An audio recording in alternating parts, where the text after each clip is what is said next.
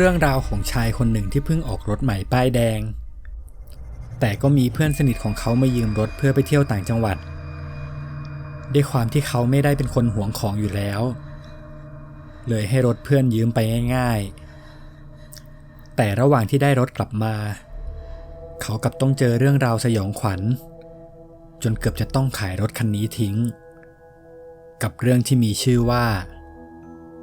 รถเพื่อนยืม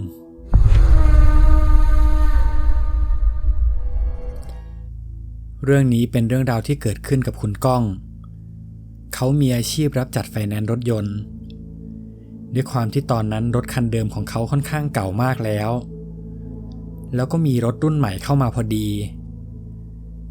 เขาเลยได้ติดต่อซื้อรถยนต์คันใหม่กับเพื่อนที่เป็นเซลล์ขายรถยนต์เมื่อได้รถคันนี้มาคุณก้องก็ขับใช้งานตามปกติจนมีอยู่วันหนึ่งเพื่อนสนิทของเขาได้เข้ามาขอยืมรถบอกว่าจะไปเที่ยวปราจีนสัก3 วันแล้วจะเอารถกลับมาคืนให้คุณก้องเป็นคนที่ไม่ค่อยห่วงของอยู่แล้วเลยให้เพื่อนยืมรถไปโดยไม่ได้คิดอะไรเพราะยังไงเดี๋ยวเพื่อนก็ต้องเอามาคืนเวลาได้ผ่านไป3 วันเพื่อนของเขายังคงไม่เอารถมาคืนให้แต่เขาก็ไม่ได้เดือดร้อนอะไรเพราะที่บ้านยังมีรถคันเก่าอีกคันหนึ่ง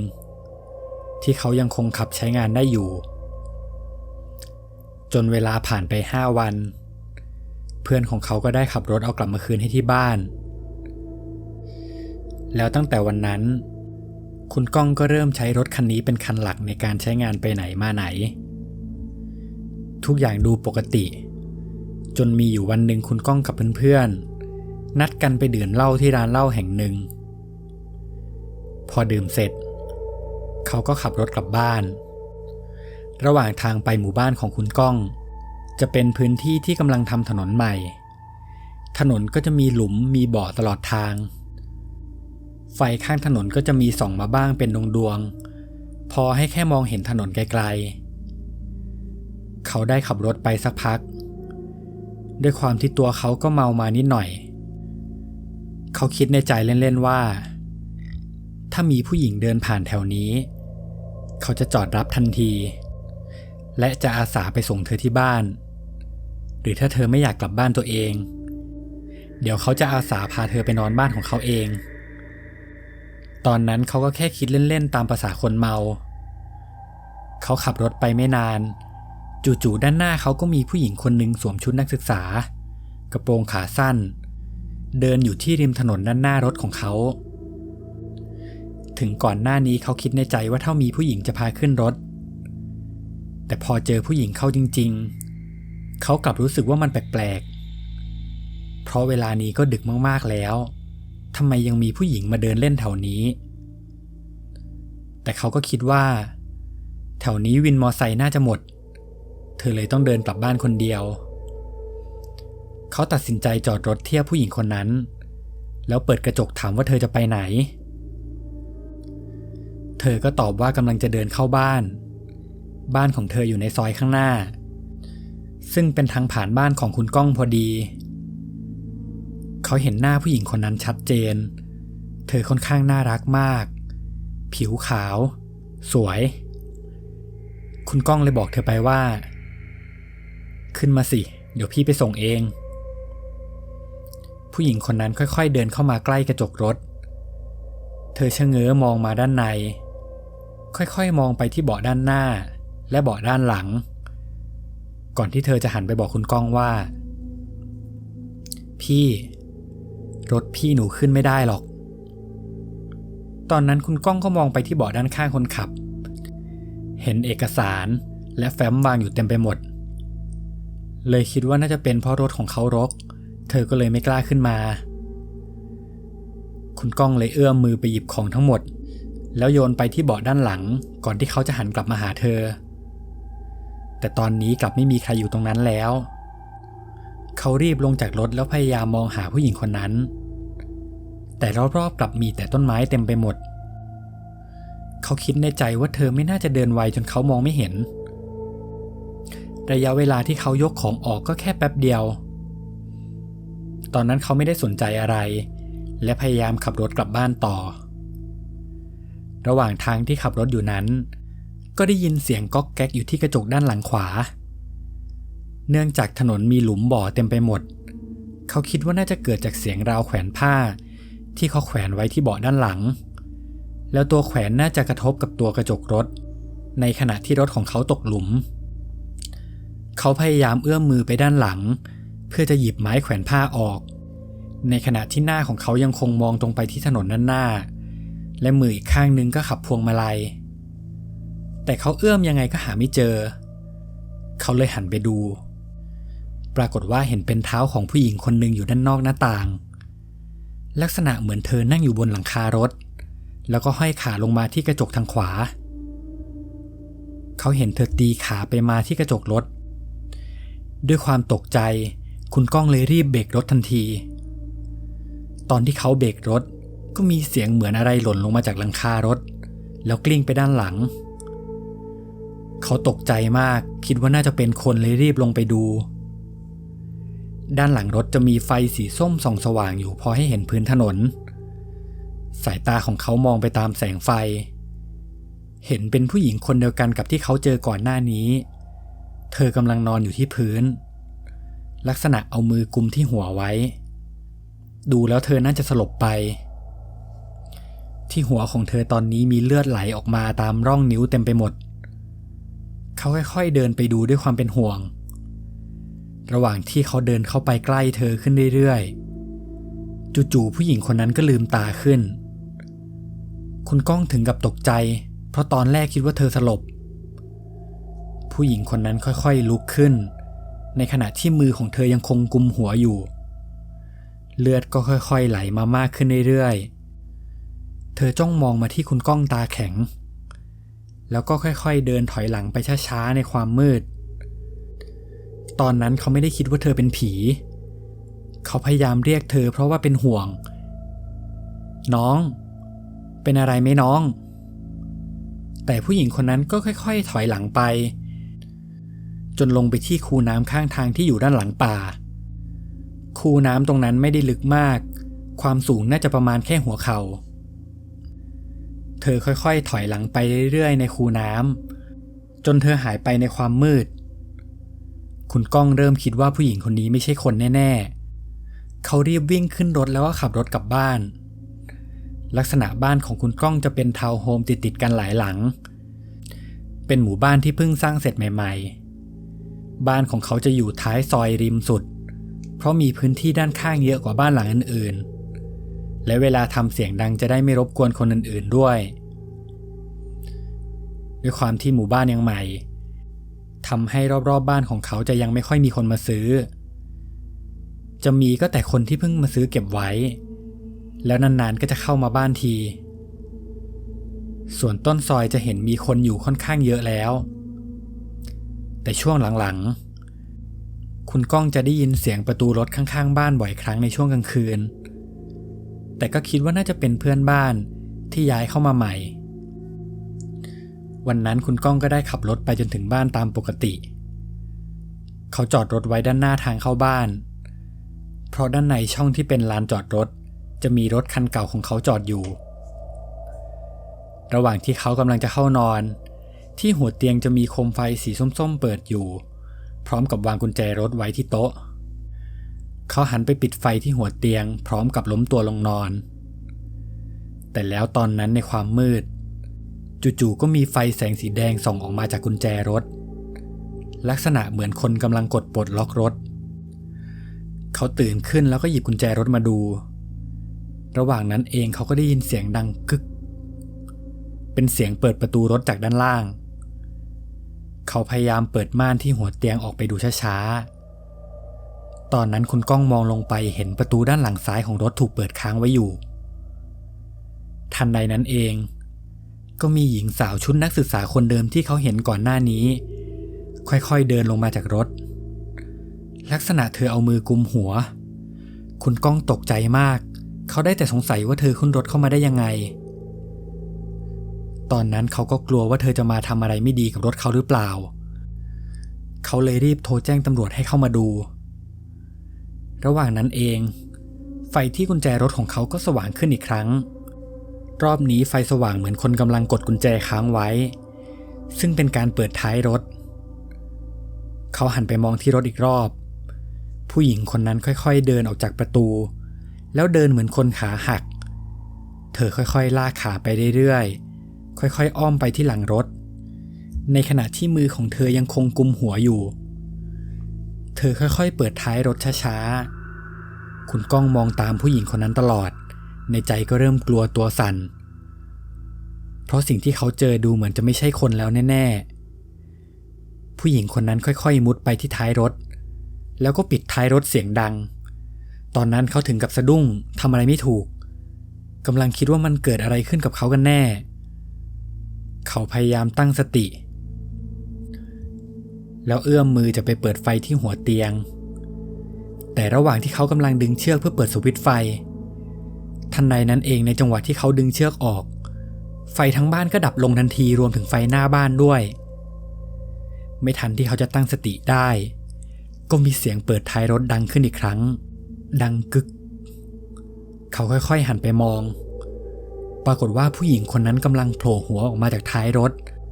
แล้วจ้องมองที่หน้าของเขาราวกับว่ารู้ว่าเขากำลังมองอยู่เขาตกใจมากรีบหันหลังเข้าไปในห้องอยากจะหนีลงไปข้างล่างก็ลงไปไม่ได้เพราะเธอก็อยู่หน้าบ้านแต่เขารอไม่นานมากนักตำรวจก็มาถึงหน้าบ้านเขาคุณก้องมองลงไปด้านล่างอีกครั้งตอนนี้เธอคนนั้นก็ไม่อยู่แล้วประตูรถของเขาก็ปิดอยู่เหมือนเดิมเขารีบลงไปหาตำรวจทันทีแล้วเหตุการณ์วันนั้นก็ผ่านไปเขาเริ่มรู้สึกไม่สบายใจเลยขับรถไปหาเพื่อนของเขาที่โชว์รูมแล้วถามว่ารถคันนี้มันมีอะไรหรือเปล่าเพื่อนเขาก็บอกไปว่าจะบ้าเหรอนี่มันรถคันใหม่ไม่ใช่รถมือสองจะไปมีอะไรได้ยังไงแล้วเขาก็นึกขึ้นมาได้ว่าเพื่อนของเขาเพิ่งยืมรถไปหรือว่าจะเอาไปชนอะไรมาทั้งสองคนก็เลยช่วยกันเคาะรถเนื่องจากพวกเขาเป็นเซลล์เวลาเคาะรถจะรู้ได้ว่าจุดไหนเคยโดนซ่อมแต่เคาะจนทั่วทุกอย่างก็ดูปกติหาสาเหตุไม่ได้เขาก็เลยต้องใช้รถคันนี้ไปก่อนเรื่อยๆแต่แล้ววันหนึ่งคุณก้องและรุ่นน้องที่ทำงานได้พากันกลับจากไปเที่ยวเขาได้แวะล้างรถก่อนกลับเพราะรถค่อนข้างเลอะมากในตอนนั้นเองเด็กล้างรถก็เห็นเล็บเจลที่สำหรับต่อเล็บให้ยาวหล่นอยู่ในที่ที่เขากำลังจะล้างเขาเลยหยิบมาวางไว้ที่คอนโซลหน้ารถเพื่อเก็บไว้ให้คุณก้องน้องผู้หญิงที่นั่งมาด้วยมองไปเห็นเล็บเจลที่วางอยู่เขาก็ได้แซวคุณก้องว่าพี่พาสาวที่ไหนขึ้นรถมาเนี่ยมีลืมเล็บเจลไว้ในรถด้วยสวยเชียวคุณก้องก็ถามว่าเล็บเจลอะไรเขาเลยหยิบขึ้นมาดูซึ่งเล็บที่เขาหยิบมาก็ดูสวยจริงๆแต่ตอนที่เขาหยิบเล็บเจลมาดูอยู่ๆน้องผู้หญิงคนนั้นก็เห็นความผิดปกติบางอย่างแล้วก็ทักคุณก้องไปว่าพี่คนที่ถอดเล็บนี้ออกคงเจ็บหน้าดูเลยเนาะเขาเลยถามว่าทำไมน้องคนนั้นก็ตอบว่าพี่ดูนี่สิที่ถอดเล็บออกมาไม่ใช่แค่เล็บเจลนะแต่ถูกดึงมาทั้งเล็บจริงๆเลยคุณก้องเขาก็มองดูดีๆเขาถึงกับตกใจเพราะลักษณะเล็บตรงโคนเหมือนถูกดึงให้ฉีกออกจากนิ้วลักษณะโคนจะปลายแหลมๆคล้ายกับถูกฉีกออกมาเป็นแนวทะแยงเขาเริ่มคิดแล้วว่ามันไม่ใช่เรื่องบังเอิญแน่อยู่ๆจะมีเล็บแบบนี้อยู่ในรถเขาได้ยังไงคุณก้องรีบขับรถไปส่งน้องผู้หญิงคนนั้นก่อนที่จะขับรถเข้าไปในโชว์รูมรถที่เขารู้จักอีกที่หนึ่งซึ่งที่โชว์รูมนี้ช่างจะค่อนข้างเก่งเรื่องการเช็ครถมากเขาสามารถเช็คได้ว่าอะไหล่จุดไหนมีการเปลี่ยนมาเพราะบางชิ้นจะเป็นชิ้นส่วนเฉพาะที่มีจากโรงงานเท่านั้นระหว่างที่ให้ช่างช่วยดูรถอยู่ช่างก็เดินมาถามคุณก้องพี่ก้องแอบไปซ่อมกระจกรถที่ไหนมาเนี่ยทำไมถึงไม่มาซ่อมกับผมคุณก้องก็ตอบไปตามตรงว่าไม่เคยซ่อมนะแต่ช่างก็ยังยืนยันว่าเปลี่ยนมาจริงๆเมื่อกี้เขารื้อพรมดู ก็ยังมีเศษกระจกเต็มไปหมดคุณก้องเริ่มรู้สึกว่ามันไม่ปกติเขาเลยบอกให้ช่างรื้อเบาะออกมาเลยซึ่งปกติแล้วถ้ารถมีการชนจนกระจกแตกเศษกระจกที่หล่นไปอยู่ใต้เบาะรถจะยังอยู่เพราะเป็นจุดที่ทำความสะอาดไม่ถึงต้องถอดเบาะออกมาเท่านั้นถึงจะทำความสะอาดได้พอช่างได้ยกเบาะออกมาทุกคนตรงนั้นถึงกับช็อกเพราะสิ่งที่เขาเจอใต้เบาะรถนอกจากเป็นเศษกระจกยังมีกระจุกผมของผู้หญิงยาวๆที่ติดมากับหนังศีรษะอยู่ตรงนั้นด้วยเขารู้แล้วว่าเพื่อนของเขาต้องเอารถไปทำอะไรไม่ดีมาแน่ๆคุณก้องเลยตัดสินใจโทรแจ้งตำรวจระหว่างนั้นตำรวจก็กำลังเตรียมการเพื่อจะเรียกตัวเพื่อนของคุณก้องมาสอบปากคำแต่แล้วเพื่อนของคุณก้องก็ติดต่อมาหาเขาเองแล้วก็เล่าเรื่องทั้งหมดที่เกิดขึ้นให้เขาฟังที่เขาบอกว่าจะยืมรถไปเที่ยวปราจีนแต่จริงๆเขาเอารถไปสระแก้ว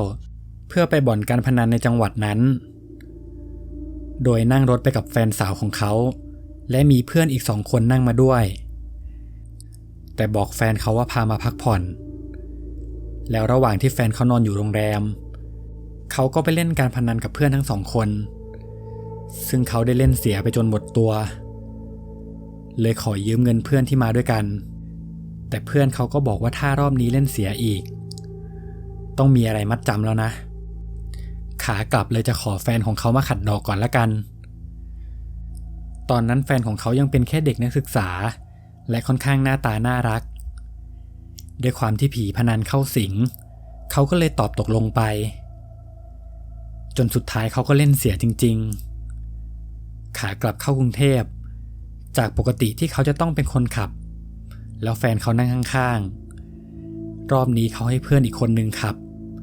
ส่วนเขานั่งเบาะข้างๆคนขับแล้วให้แฟนนั่งเบาะหลังกับเพื่อนอีกคนที่เป็นเจ้าหนี้ผู้หญิงคนนั้นสวมชุดนักศึกษาเพราะตอนออกมาทุกคนเดินทางกันในเวลากลางคืนกว่าจะไปถึงก็เช้าเธอเลยตั้งใจจะให้แวะไปส่งที่มหาลัยก่อนระหว่างที่ขับรถมาเรื่อยๆจนพื้นที่รอบๆเริ่มโล่งไม่มีรถผ่านเพื่อนของเขาก็เริ่มที่จะข่มขืนผู้หญิงคนนั้นแต่เธอก็ไม่ยอมเธอได้ร้องให้คนอื่นๆช่วยทั้ง2 คนไม่ได้สนใจอะไรเธอร้องไห้แล้วก็ยกมือไหว้บอกว่าอย่าทำอะไรเธอเลยแต่เขาก็ไม่ฟังพยายามจะขืนใจเธอให้ได้เธอพยายามกัดปากกัดแขนของเขาทำให้ตอนนี้เพื่อนของเขาเริ่มโมโหชายคนนั้นได้หยิบครีมมา1 อันแล้วขู่ผู้หญิงคนนั้นว่าจะยอมดีๆไหมแต่ผู้หญิงคนนั้นก็ยังไม่ยอมเธอยังคงขัดขืนจนสุดท้ายชายคนนั้นก็ล็อกแขนของเธอไว้แล้วดึงเอาเล็บของเธอออกมาเธอกรีดร้องออกมาเสียงดังด้วยความเจ็บปวดเลือดก็ไหลเต็มพื้นไปหมดเขายังขู่เธอต่อว่ายอมไหมถ้าไม่ยอมจะดึงมาอีกนิ้วด้วยความกลัวเธอก็เลยบอกว่ายอมแล้วยอมแล้วเธอพูดพร้อมกับร้องไห้ไปด้วยในตอนนั้นลักษณะของเธอพิงอยู่ที่เบาะด้านซ้ายติดกับกระจกของรถเธอยังคงขัดขืนอยู่ชายคนนั้นเลยหยิบปืนมากระบอกหนึ่งซึ่งเป็นปืนลูกซองไทยประดิษฐ์กระสุนแค่1 นัดเขาเอามือข้างหนึ่งถือปืนมาจ่อไว้ที่หัวของเธอส่วนอีกข้างก็พยายามจะปลดกระดุมของเธอแต่ด้วยความที่เธอขัดขืนอยู่ๆปืนก็ลั่นเข้าที่หน้าของเธอเนื่องจากเป็นปืนลูกซองทำให้ลูกกระสุนกระจายไปทั่วแล้วหัวของเธอก็ได้แหว่งออกไปพร้อมกับเศษกระจกตอนนั้นทั้ง3 คนกลัวความผิดพวกเขารีบเอาศพของเธอใส่ท้ายรถแล้วขับเอาไปทิ้งกลางป่าห่างจากตัวเมืองซึ่งเขาใช้เวลาเปลี่ยนกระจกและทำความสะอาดของรถอีก2 วันเลยได้เอารถมาส่งให้คุณก้องช้าคุณก้องเลยถามเขาว่าทำไมอยู่ดีๆถึงมาสารภาพเขาก็ตอบมาว่าเขาอยู่ไม่ได้เจอเธอมาหลอกหลอนทุกวันก็ไม่ได้บอกว่าเจอในรูปแบบไหนส่วนเพื่อนเขาที่ไปด้วยกันในคืนนั้นคนแรกถูกคนในวงพนันยิงเสียชีวิตส่วนอีกคนอยู่ๆก็กระโดดน้ำแบบไม่ทราบสาเหตุหลังจากนั้นเพื่อนของคุณก้องก็ได้เข้าไปมอบตัวกับตำรวจแล้วพาไปชี้จุดเกิดเหตุ ซึ่งที่จุดนั้นก็พบกับศพหญิงสาวจริงๆพอเรื่องทุกอย่างผ่านไปคุณก้องก็คิดว่ามันน่าจะไม่มีอะไรแล้วแต่แล้วในคืนหนึ่งที่เขานอนอยู่ในบ้านอยู่ดีๆไฟของกุญแจรถที่หัวเตียงก็สว่างขึ้นมาอีกครั้งพร้อมกับเสียงเปิดประตูรถดังกึกตอนนี้เหตุการณ์ที่เขาเจอผู้หญิงคนนั้นวนกลับมาอีกรอบเขาค่อยๆมองไปด้านล่างเห็นผู้หญิงคนนั้นค่อยๆเดินออกมาจากประตูรถเหมือนเดิมแต่รอบนี้สภาพเธอดูปกติเธอค่อยๆเดินมาที่หน้าประตูรั้วบ้านแล้วก็ยิ้มให้กับเขาด้วยความกลัวเขารีบหันหน้ากลับมาที่เตียงแล้วก็ยกมือไหว้พร้อมกับบอกเธอว่าทำไมถึงได้มาหลอกมาหลอนกันอีกเรื่องทุกอย่างก็น่าจะจบแล้วและยังบอกว่าเขาจะขายรถคันนี้ยังไงก็จะขายรถคันนี้ให้ได้แม้ว่าจะต้องเพิ่มเงินหรือจะขาดทุนแค่ไหนก็ตามแล้วในคืนนั้นเขาก็เผลอหลับไปเขาฝันว่าเขานั่งรถไปที่ไหนสักที่กับเด็กผู้หญิงคนที่มาหลอกเขาเธออยู่ในชุดนักศึกษาในขณะที่เขาฝันอยู่ดีๆเธอก็พูดขึ้นมาว่าพี่ทะเบียนรถคันนี้สวยนะพี่ซื้อให้หมดเลยพอเช้าวันนั้นคุณก้องรีบเอาเงินที่มีเกือบทั้งหมดไปซื้อเลขทะเบียนรถจนสุดท้ายวันที่หวยออกคุณก้องก็ถูกจริงๆเขาถูกเกือบ3 ล้านบาทซึ่งทุกวันนี้เขาก็ยังใช้รถคันนั้นอยู่ตามปกติไม่ได้ขายให้ใครพอรู้สึกว่ารถคันนี้เริ่มถูกชะตากับเขามาแล้วเรื่องราวของกลุ่มวัยรุ่นกลุ่มหนึ่งที่พากันขับรถไปทานอาหารในร้านข้าวต้มชื่อดังในจังหวัดนครปฐมแต่ด้วยความที่ไม่คุ้นเส้นทางระหว่างทางกลับเขาคิดว่าขับไปเรื่อยๆก็คงเจอเส้นทางกลับกรุงเทพแต่แล้วเส้นทางที่เขาขับผ่านกลับไม่เป็นอย่างที่คิดและระหว่างทางก็ทำให้เขาต้องพบเจอกับเรื่องราวหลอนๆกับเรื่องที่มีชื่อว่าทางผีผ่าน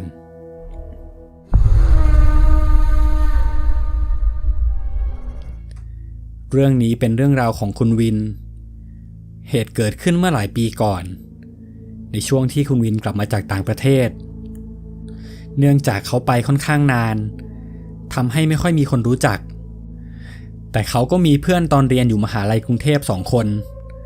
ที่ค่อนข้างสนิทกันมากเพื่อนของเขาชื่อโอมกับเอกพอเดินทางมาถึงเขาก็รีบโทรหาเพื่อนของเขาทันทีแล้วก็คุยกันว่าจะไปหาที่เที่ยวกันในคืนนี้ตามประสาวัยรุ่นช่วงนั้นแต่พอคุยไปคุยมาโอมก็บอกกับเพื่อนๆในกลุ่มว่าเดี๋ยวเราไปหาร้านข้าวต้มแล้วนั่งดื่มกันที่ร้านดีกว่าเพราะเขาได้ยินมาว่ามีร้านข้าวต้มร้านหนึ่งในจังหวัดนครปฐมที่อาหารอร่อยแล้วร้านก็ค่อนข้างดังมากในช่วงนั้นทุกคนก็ตกลงกันไปที่ร้านรถที่ขับจะเป็นรถยนต์ของคุณวินเขาบอกกับโอมว่าให้ช่วยบอกทางด้วยเพราะเขาไม่รู้จักทางแต่โอมกลับมองหน้าเขาแล้วก็บอกว่าไม่รู้จักทางเหมือนกันรู้จักแค่ชื่อร้านโอมเลยบอกว่าขับไปแถวพระปฐมเจดีย์เดี๋ยวก็คงหาร้านเจอเองเพราะเมืองไม่ได้ใหญ่มาก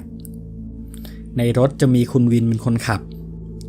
ส่วนเอกจะนั่งอยู่ที่เบาะข้างๆและโอมจะนั่งอยู่เบาะด้านหลังเวลาตอนนั้นก็ประมาณ5 ทุ่มเขาขับไปถึงพระปฐมเจดีย์วนรถไปไม่นานก็เจอกับร้านข้าวต้มที่พวกเขาอยากกินลักษณะร้านจะเป็นร้านข้าวต้มโต้รุ่งมีเก้าอี้ตั้งอยู่ด้านหน้าและช่วงนั้นคนก็ค่อนข้างเยอะมากทั้ง3 คนนั่งกินข้าวไปด้วยคุยกันไปด้วยจนเวลาผ่านไปจนถึงตี 1คุณวินเลยบอกกับเพื่อนว่าเดี๋ยวเรากลับกันดีกว่าเพราะต้องขับรถกลับกรุงเทพด้วยเดี๋ยวจะขับกันไม่ไหวระหว่างทางกลับคุณวินก็ถามโอมว่าเราจะกลับทางไหนกันดีตอนนั้นโอมก็เริ่มเมานิดๆเขาตอบไปว่าไปทางไหนก็ได้วนๆไปเดี๋ยวก็คงเจอทางออกเองคุณวินก็ขับรถวนพระปฐมเจดีย์อีกรอบ เพื่อกลับไปทางเส้นทางเดิม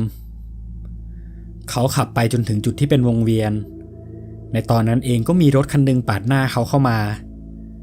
เขารีบหักซ้ายทันทีจนหน้ารถหมุนไปอีกฝั่งแล้วเส้นนั้นก็เป็นวันเวย์เขากลับรถตรงนั้นไม่ได้เลยต้องขับรถตรงไปเรื่อยๆเพราะคิดว่าเดี๋ยวก็เจอถนนใหญ่แล้วเส้นทางกลับกรุงเทพก็น่าจะมีหลายทางแต่พอขับไปได้สักพักยิ่งขับไปไกลถนนก็ยิ่งเล็กลงไปเรื่อยๆรอบๆเป็นเหมือนทางเข้าหมู่บ้านที่มีรถสวนยากๆเขารู้สึกว่าขับมานานแล้วแต่ก็ยังไม่เจอป้ายบอกทางไปกรุงเทพแล้วเวลานี้ก็เริ่มดึกมากเลยบอกเพื่อนว่าเดี๋ยวจอดถามทางคนแถวนี้ก่อนไหมเอกที่นั่งข้างๆก็บอกให้คุณวินจอดตรงหน้าร้านขายของชำข้างหน้าเดี๋ยวเขาจะเป็นคนถามแม่ค้าให้พอคุณวินจอดรถเอกได้เปิดกระจกแล้วมองไปรอบๆร้านชำลักษณะร้านตอนนี้ค่อนข้างมืดเปิดเพียงไฟสีส้มๆดวงหนึ่งอยู่ในร้านข้างในร้านตอนนี้ไม่มีใครเอกพยายามมองไปรอบๆคิดว่าแม่ค้าน่าจะไม่อยู่เขากำลังจะบอกคุณวินให้ขับรถไปต่อแต่อยู่ดีๆก็มีป้าคนหนึ่งเดินออกมาจากในร้านแล้วถามพวกเขาว่าจะเอาอะไรเอกถามว่าทางกลับกรุงเทพไปเส้นไหนครับป้าก็มองหน้าพวกเขานิ่งๆก่อนที่จะชี้ไปข้างหน้าแล้วบอกว่าตรงไปเรื่อยๆข้างหน้าจะมีทางแยกให้เลี้ยวซ้ายแล้วตรงไปจนสุดก็จะเจอทางกลับกรุงเทพเองพอได้ยินแบบนั้นพวกเขาก็เริ่มสบายใจคุณวินขับรถไปตามเส้นทางที่ป้าบอกขับไปไม่นานประมาณ2 กิโลถนนจากที่ดีๆก็เริ่มกลายเป็นทางลูกรังรอบๆมีแต่ทุ่งนาเต็มไปหมดแล้วก็เจอกับทางแยกเลี้ยวซ้ายจริงๆแต่เส้นทางที่แยกออกไปเป็นเหมือนถนน2 เลนสำหรับรถยนต์คันเล็กพอแค่ให้ขับสวนกันไปมาแล้วทางก็ค่อนข้างแคบมากตรงทางเข้ามีป้ายเขียนว่าไปกรุงเทพลักษณะเป็นป้ายเก่าๆที่ตัวป้ายมีรอยรองเท้าเหมือนคนเหยียบเต็มไปหมดตอนนี้วินหยุดอยู่ที่หน้าทางแยกแล้วปรึกษาเพื่อนคนอื่นว่าจะเอายังไงดีจะใช่แยกนี้ไหมที่ป้าเป็นคนบอกมาเพราะทางมันดูน่ากลัวแปลกๆเอกก็พูดว่าข้างหน้าก็ไม่รู้ว่าจะมีแยกหรือเปล่าพวกเขาทั้ง3 คนเริ่มปรึกษากันว่าจะเอายังไงต่อเพราะเหมือนตอนนี้จะเริ่มหลงทางกันแล้วเอกเลยบอกคุณวินว่าให้เลี้ยวเส้นนี้ไปเลยเพราะอย่างน้อยก็มีป้ายกรุงเทพอยู่คิดว่าน่าจะเป็นทางลัดไปเส้นทางหลักได้ถ้าไปข้างหน้าก็ไม่รู้ว่าจะต้องเจอกับอะไรบ้างเส้นทางก็ค่อนข้างเปลี่ยว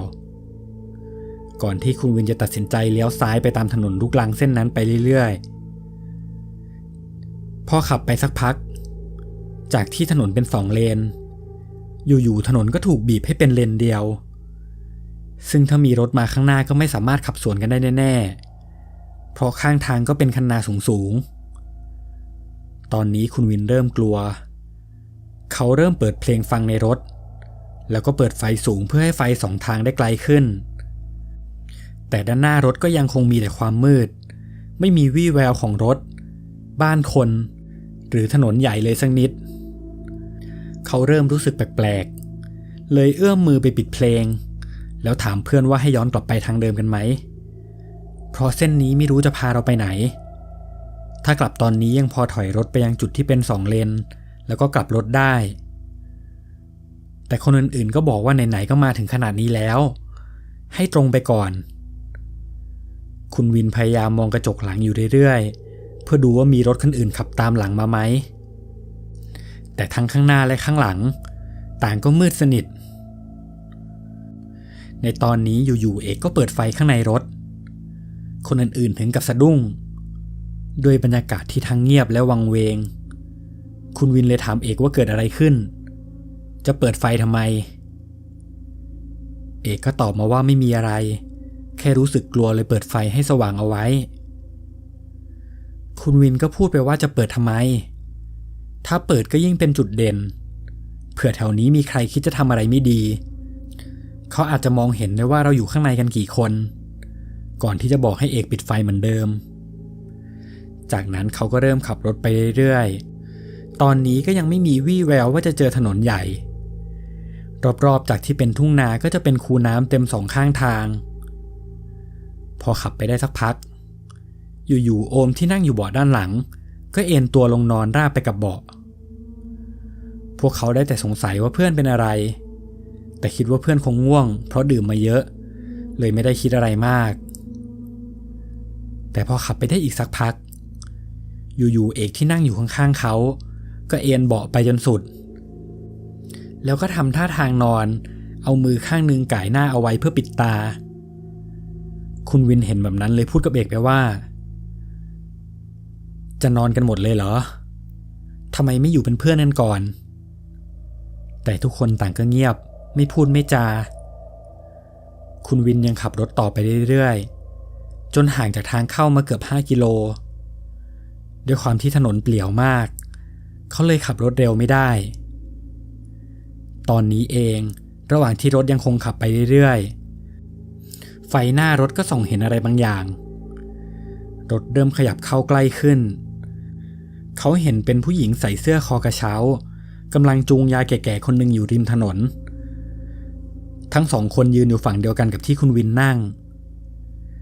ในใจตอนนั้นเขายังไม่คิดถึงเรื่องผีแต่รู้สึกกลัวว่าจะเป็นพวกนกต่อหรือพวกโจรอะไรพวกนี้มากกว่าเพราะเขาก็เคยเจอเหตุการณ์แบบนี้มาก่อนเขาได้แต่เงียบยังไม่พูดอะไรเพราะไม่อยากให้เพื่อนทั้ง2 คนคิดมากคุณวินขับรถผ่าน2 คนนั้นไปพยายามที่จะไม่มองระหว่างที่ขับผ่านเขาก็หันไปมองที่กระจกมองหลังยังเห็นเงา2 คนนั้นเดินอยู่แต่แปลกตรงที่มองไม่เห็นท่อนบนของ2 คนนั้นตอนนี้คุณวินเริ่มกลัวพยายามคิดว่าคงเป็นจุดที่ไฟท้ายส่องไปไม่ถึงแต่เขาก็ยกมือไหว้ไว้ก่อนเผื่อที่เขาเห็นจะไม่ใช่คนหลังจากนั้นคุณวินก็ขับรถไปต่อแต่ไม่นานเขาก็เจออะไรบางอย่างอยู่ด้านหน้าอีกครั้งรอบนี้เป็นผู้หญิงกับยายแก่ๆคนเดิมทั้งชุดและลักษณะเหมือนกับที่เขาเห็นก่อนหน้าเป๊ะๆรอบนี้ทั้ง2 คนเดินอยู่อีกฝั่งเป็นฝั่งเดียวกับที่เอกนั่งคุณวินเริ่มทำอะไรไม่ถูกในใจพยายามนึกถึงบทสวดเท่าที่จะนึกได้จะปลุกเพื่อนก็ไม่กล้าปลุกเพราะคุยกับเพื่อนไว้ก่อนหน้านี้แล้วว่าถ้าใครเห็นอะไรแปลกๆห้ามทักเด็ดขาดคุณวินตัดสินใจเร่งความเร็วขับผ่าน2 คนนี้ไปพอผ่านมาได้สักพักไฟรถก็เริ่มส่องเห็นถนนใหญ่ข้างหน้าคุณวินเริ่มรู้สึกใจชื้นขึ้นมาแต่ความแปลกคือก่อนหน้าที่จะเป็นทางออกถนนใหญ่ด้านหน้าของเขาเป็นซุ้มประตูทางออกจากวัดลักษณะเป็นซุ้มใหญ่ๆเหมือนวัดในต่างจังหวัดที่เป็นซุ้มสูงๆคล่อมถนนไว้เวลาจะเข้าวัดจะต้องลอดใต้ซุ้มนี้ก่อนแต่สิ่งที่เขาเห็นคือเขาอยู่ตรงทางออกซึ่งหมายความว่าเขาเพิ่งจะขับผ่านวัดมาแต่เขาจำได้ว่าตลอดทางเขาไม่เจอวัดหรืออะไรที่ดูเหมือนจะเป็นวัดเลยทั้ง2 ข้างทางก็มีแต่ป่าทุ่งนาแล้วก็บึงน้ำอยู่ดีๆเขาจะมาลอดผ่านตรงนี้ได้ยังไงเขาเริ่มสับสนกับสิ่งที่เขาเจอมาแต่ก็พยายามคิดว่าเขาอาจจะคงไม่ทันได้สังเกตไปเองเลยมองไม่เห็นวัดตอนนี้คุณวินจอดอยู่ที่หน้าทางแยกเพราะไม่รู้ว่าจะต้องเลี้ยวไปเส้นทางไหนกลัวว่าจะหลงทางอีกแต่แล้วไม่นานก็มีพี่วินมอไซค์คนหนึ่งขับผ่านมาพอดีคุณวินเลยเรียกให้รถจอดเพื่อที่จะถามทางตอนนั้นเองวินมอไซค์ก็มองมาที่รถแล้วเขาก็ทำสีหน้าสงสัยเพราะเห็นว่ารถกำลังออกมาจากทางซุ้มเข้าประตูวัดเลยถามไปว่าน้องมาจากไหนคุณวินก็ตอบไปว่าเพิ่งขับผ่านเส้นนี้มาครับกำลังจะไปกรุงเทพแต่ไม่รู้ว่าจะต้องเลี้ยวไปเส้นทางไหนสีหน้าวินมอไซค์ถึงกับเปลี่ยนทันทีเขาดูตกใจมากเพราะตอนแรกเขาคิดว่าพวกคุณวินจะแค่มากลับรถก่อนที่เขาจะพูดไปว่าน้องผ่านทางนี้มาได้ยังไงเส้นนี้เขาไม่ให้ผ่านและเขาก็ไม่ให้ใช้งานมานานแล้วนะน้องเพราะตรงนี้เขาถือเป็นทางผีผ่านที่น้องผ่านมามีทั้งวัดมีทั้งเมนมีทั้งป่าช้าตลอดเส้นทางน้องไม่สังเกตบ้างเหรอเส้นนี้เขาปิดตายไปนานแล้ว มีคนเอาป้ายห้ามเข้าออกใช่ไหมคุณวินได้ยินแบบนั้นก็ตอบกลับไปว่าไม่รู้เหมือนกันครับพี่มีคนบอกผมว่าให้ไปตามเส้นทางนี้แล้วก็จะเจอกับถนนใหญ่ทางกลับกรุงเทพผมก็ขับตามที่เขาบอกมาแต่ก็ไม่เห็นมีวัดหรืออะไรระหว่างทางเลยนะครับพี่วินมอไซค์ก็ถามต่อไปว่าแล้วน้องขับผ่านมาได้ยังไงเจออะไรบ้างไหมคุณวินไม่กล้าบอกว่าเขาเจออะไรมาบ้างเพราะตอนนี้เขาอยู่ในอาการกลัวจนตัวสั่นก่อนที่วินมอไซค์จะชี้บอกเส้นทางกลับกรุงเทพให้คุณวินเริ่มขับตามเส้นทางถนนใหญ่มาช้าๆตอนนี้ทุกอย่างเริ่มกลับมาเป็นปกติมีรถขับผ่านสวนกันไปมาจนไปเจอกับปั๊มระหว่างทางตอนนี้คุณวินเริ่มรู้สึกกลัวมากเขารู้สึกว่าเขาน่าจะขับรถไม่ไหวเพราะเขายังอยู่ในอาการช็อกกับสิ่งที่เจอมาเลยจะแวะเข้าปั๊มเพื่อจะนอนพักสักหน่อยพอเขาขับเข้าไปจอดที่หน้าห้องน้ำตอนนั้นเองเพื่อนทั้งสองคนก็ลุกพรวดขึ้นมาทันทีโอมเพื่อนที่นั่งอยู่เบาะด้านหลังก็หันไปถามกับเอกก่อนเลยว่าเอกมึงเห็นใช่ไหมเมื่อกี้มึงเห็นเหมือนกันใช่ไหมยายแก่ๆเอกก็ตอบไปว่ากูเห็นผู้หญิงด้วยผู้หญิงที่เดินจูงมือยายมาตอนนี้คุณวินก็รู้เลยว่าทำไมเพื่อนทั้งสองคนถึงนอนไปแบบนั้นเพราะสิ่งที่เพื่อนเขาเจอคงเห็นเหมือนกับสิ่งที่เขาเจอมาก่อนที่โอมจะเริ่มเล่าให้ทุกคนฟังในรถโอมเล่าว่าตอนที่รถกำลังวิ่งอยู่เขาก็มองไปทางข้างหน้าแต่หางตาเขาเหมือนเห็นอะไรบางอย่างเกาะที่หน้ากระจกเขาค่อยๆหันไปมองก็เห็นเป็นยายแก่ๆคนหนึ่งเอาหน้ามาแนบกระจกหลังรถตอนนั้นเขาตกใจมากแล้วรู้ด้วยว่ายายไม่ใช่คนแน่ๆเขาเลยทิ้งตัวลงนอนที่เบาะส่วนเอกเขาได้เล่าให้ฟังว่าเขาเห็นผู้หญิงคนหนึ่งเดินจูงยายแก่ๆอยู่ริมถนนฝั่งที่เขานั่งอยู่ตอนแรกเขาก็ไม่ได้คิดอะไรเพราะเห็นทั้งสองคนนั้นเดินตามปกติน่าจะเป็นชาวบ้านในละแวกนั้นแต่ความแปลกก็คือเขาเดินอยู่ข้างๆประตูรถอยู่แบบนั้นแล้วเอกก็นึกขึ้นได้ว่ารถกำลังวิ่งอยู่เป็นไปไม่ได้ที่สองคนนั้นจะอยู่ข้างๆประตูรถตลอดเวลาแล้วตอนนั้นเองยายคนนั้นก็หันมาหาเขายังไม่ทันได้เห็นหน้าด้วยความตกใจเลยรีบเอนเบาะนอนลงเพื่อหลบไม่ให้เห็นทั้งสองพอคุณวินได้ยินแบบนั้นเขาเลยเล่าเรื่องทั้งหมดที่เขาเจอมาให้ทั้งสองคนฟังทุกคนในรถต่างก็ขนลุกไปตามๆกันจนกลับมาถึงบ้านในคืนนั้นคุณวินก็ฝันว่ามียายแก่ๆกับผู้หญิงคนหนึ่งเดินเข้ามาหาแล้วก็พูดกับคุณวินว่าผ่านมาทางนี้ใช่ไหมทำไมผ่านมาแล้วไม่เอาอะไรมาให้บ้างในฝันคุณวินรู้สึกกลัวมากเขาได้แต่ยกมือไหว้แล้วก็บอกว่าเดี๋ยวพรุ่งนี้จะทำบุญไปให้ครับแล้วเขาก็สะดุ้งตื่นขึ้นมาอีกทีตอนเช้าพอช่วงสายๆในวันนั้นคุณวินได้โทรหาเพื่อนอีก2 คนทั้งเอกและโอมก็เล่าให้ฟังว่าเขาก็มีคนแก่เข้าฝันเหมือนกันแต่จะฝันว่ามาในรูปแบบที่ต่างกันไป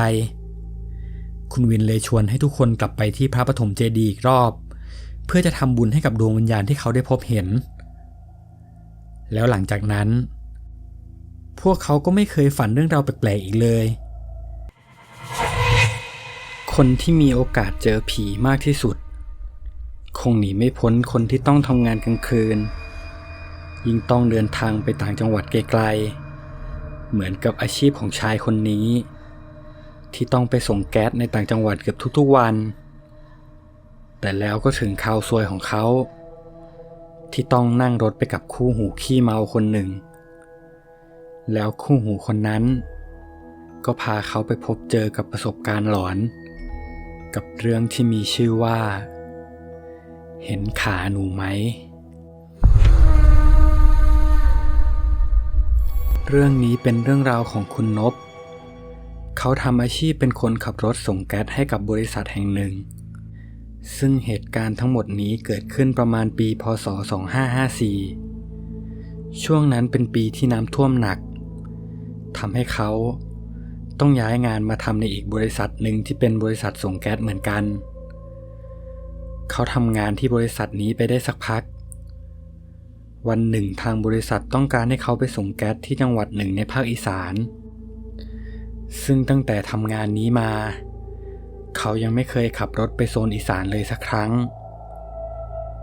รถขนน้ำมันของเขาจะมีลักษณะเป็นรถพ่วงต่อกัน2พ่วงทุกครั้งที่ขับรถก็จะต้องมีคู่หูไปด้วย1คนเพื่อสลับเปลี่ยนกันหากอีกคนเกิดง่วงระหว่างทาง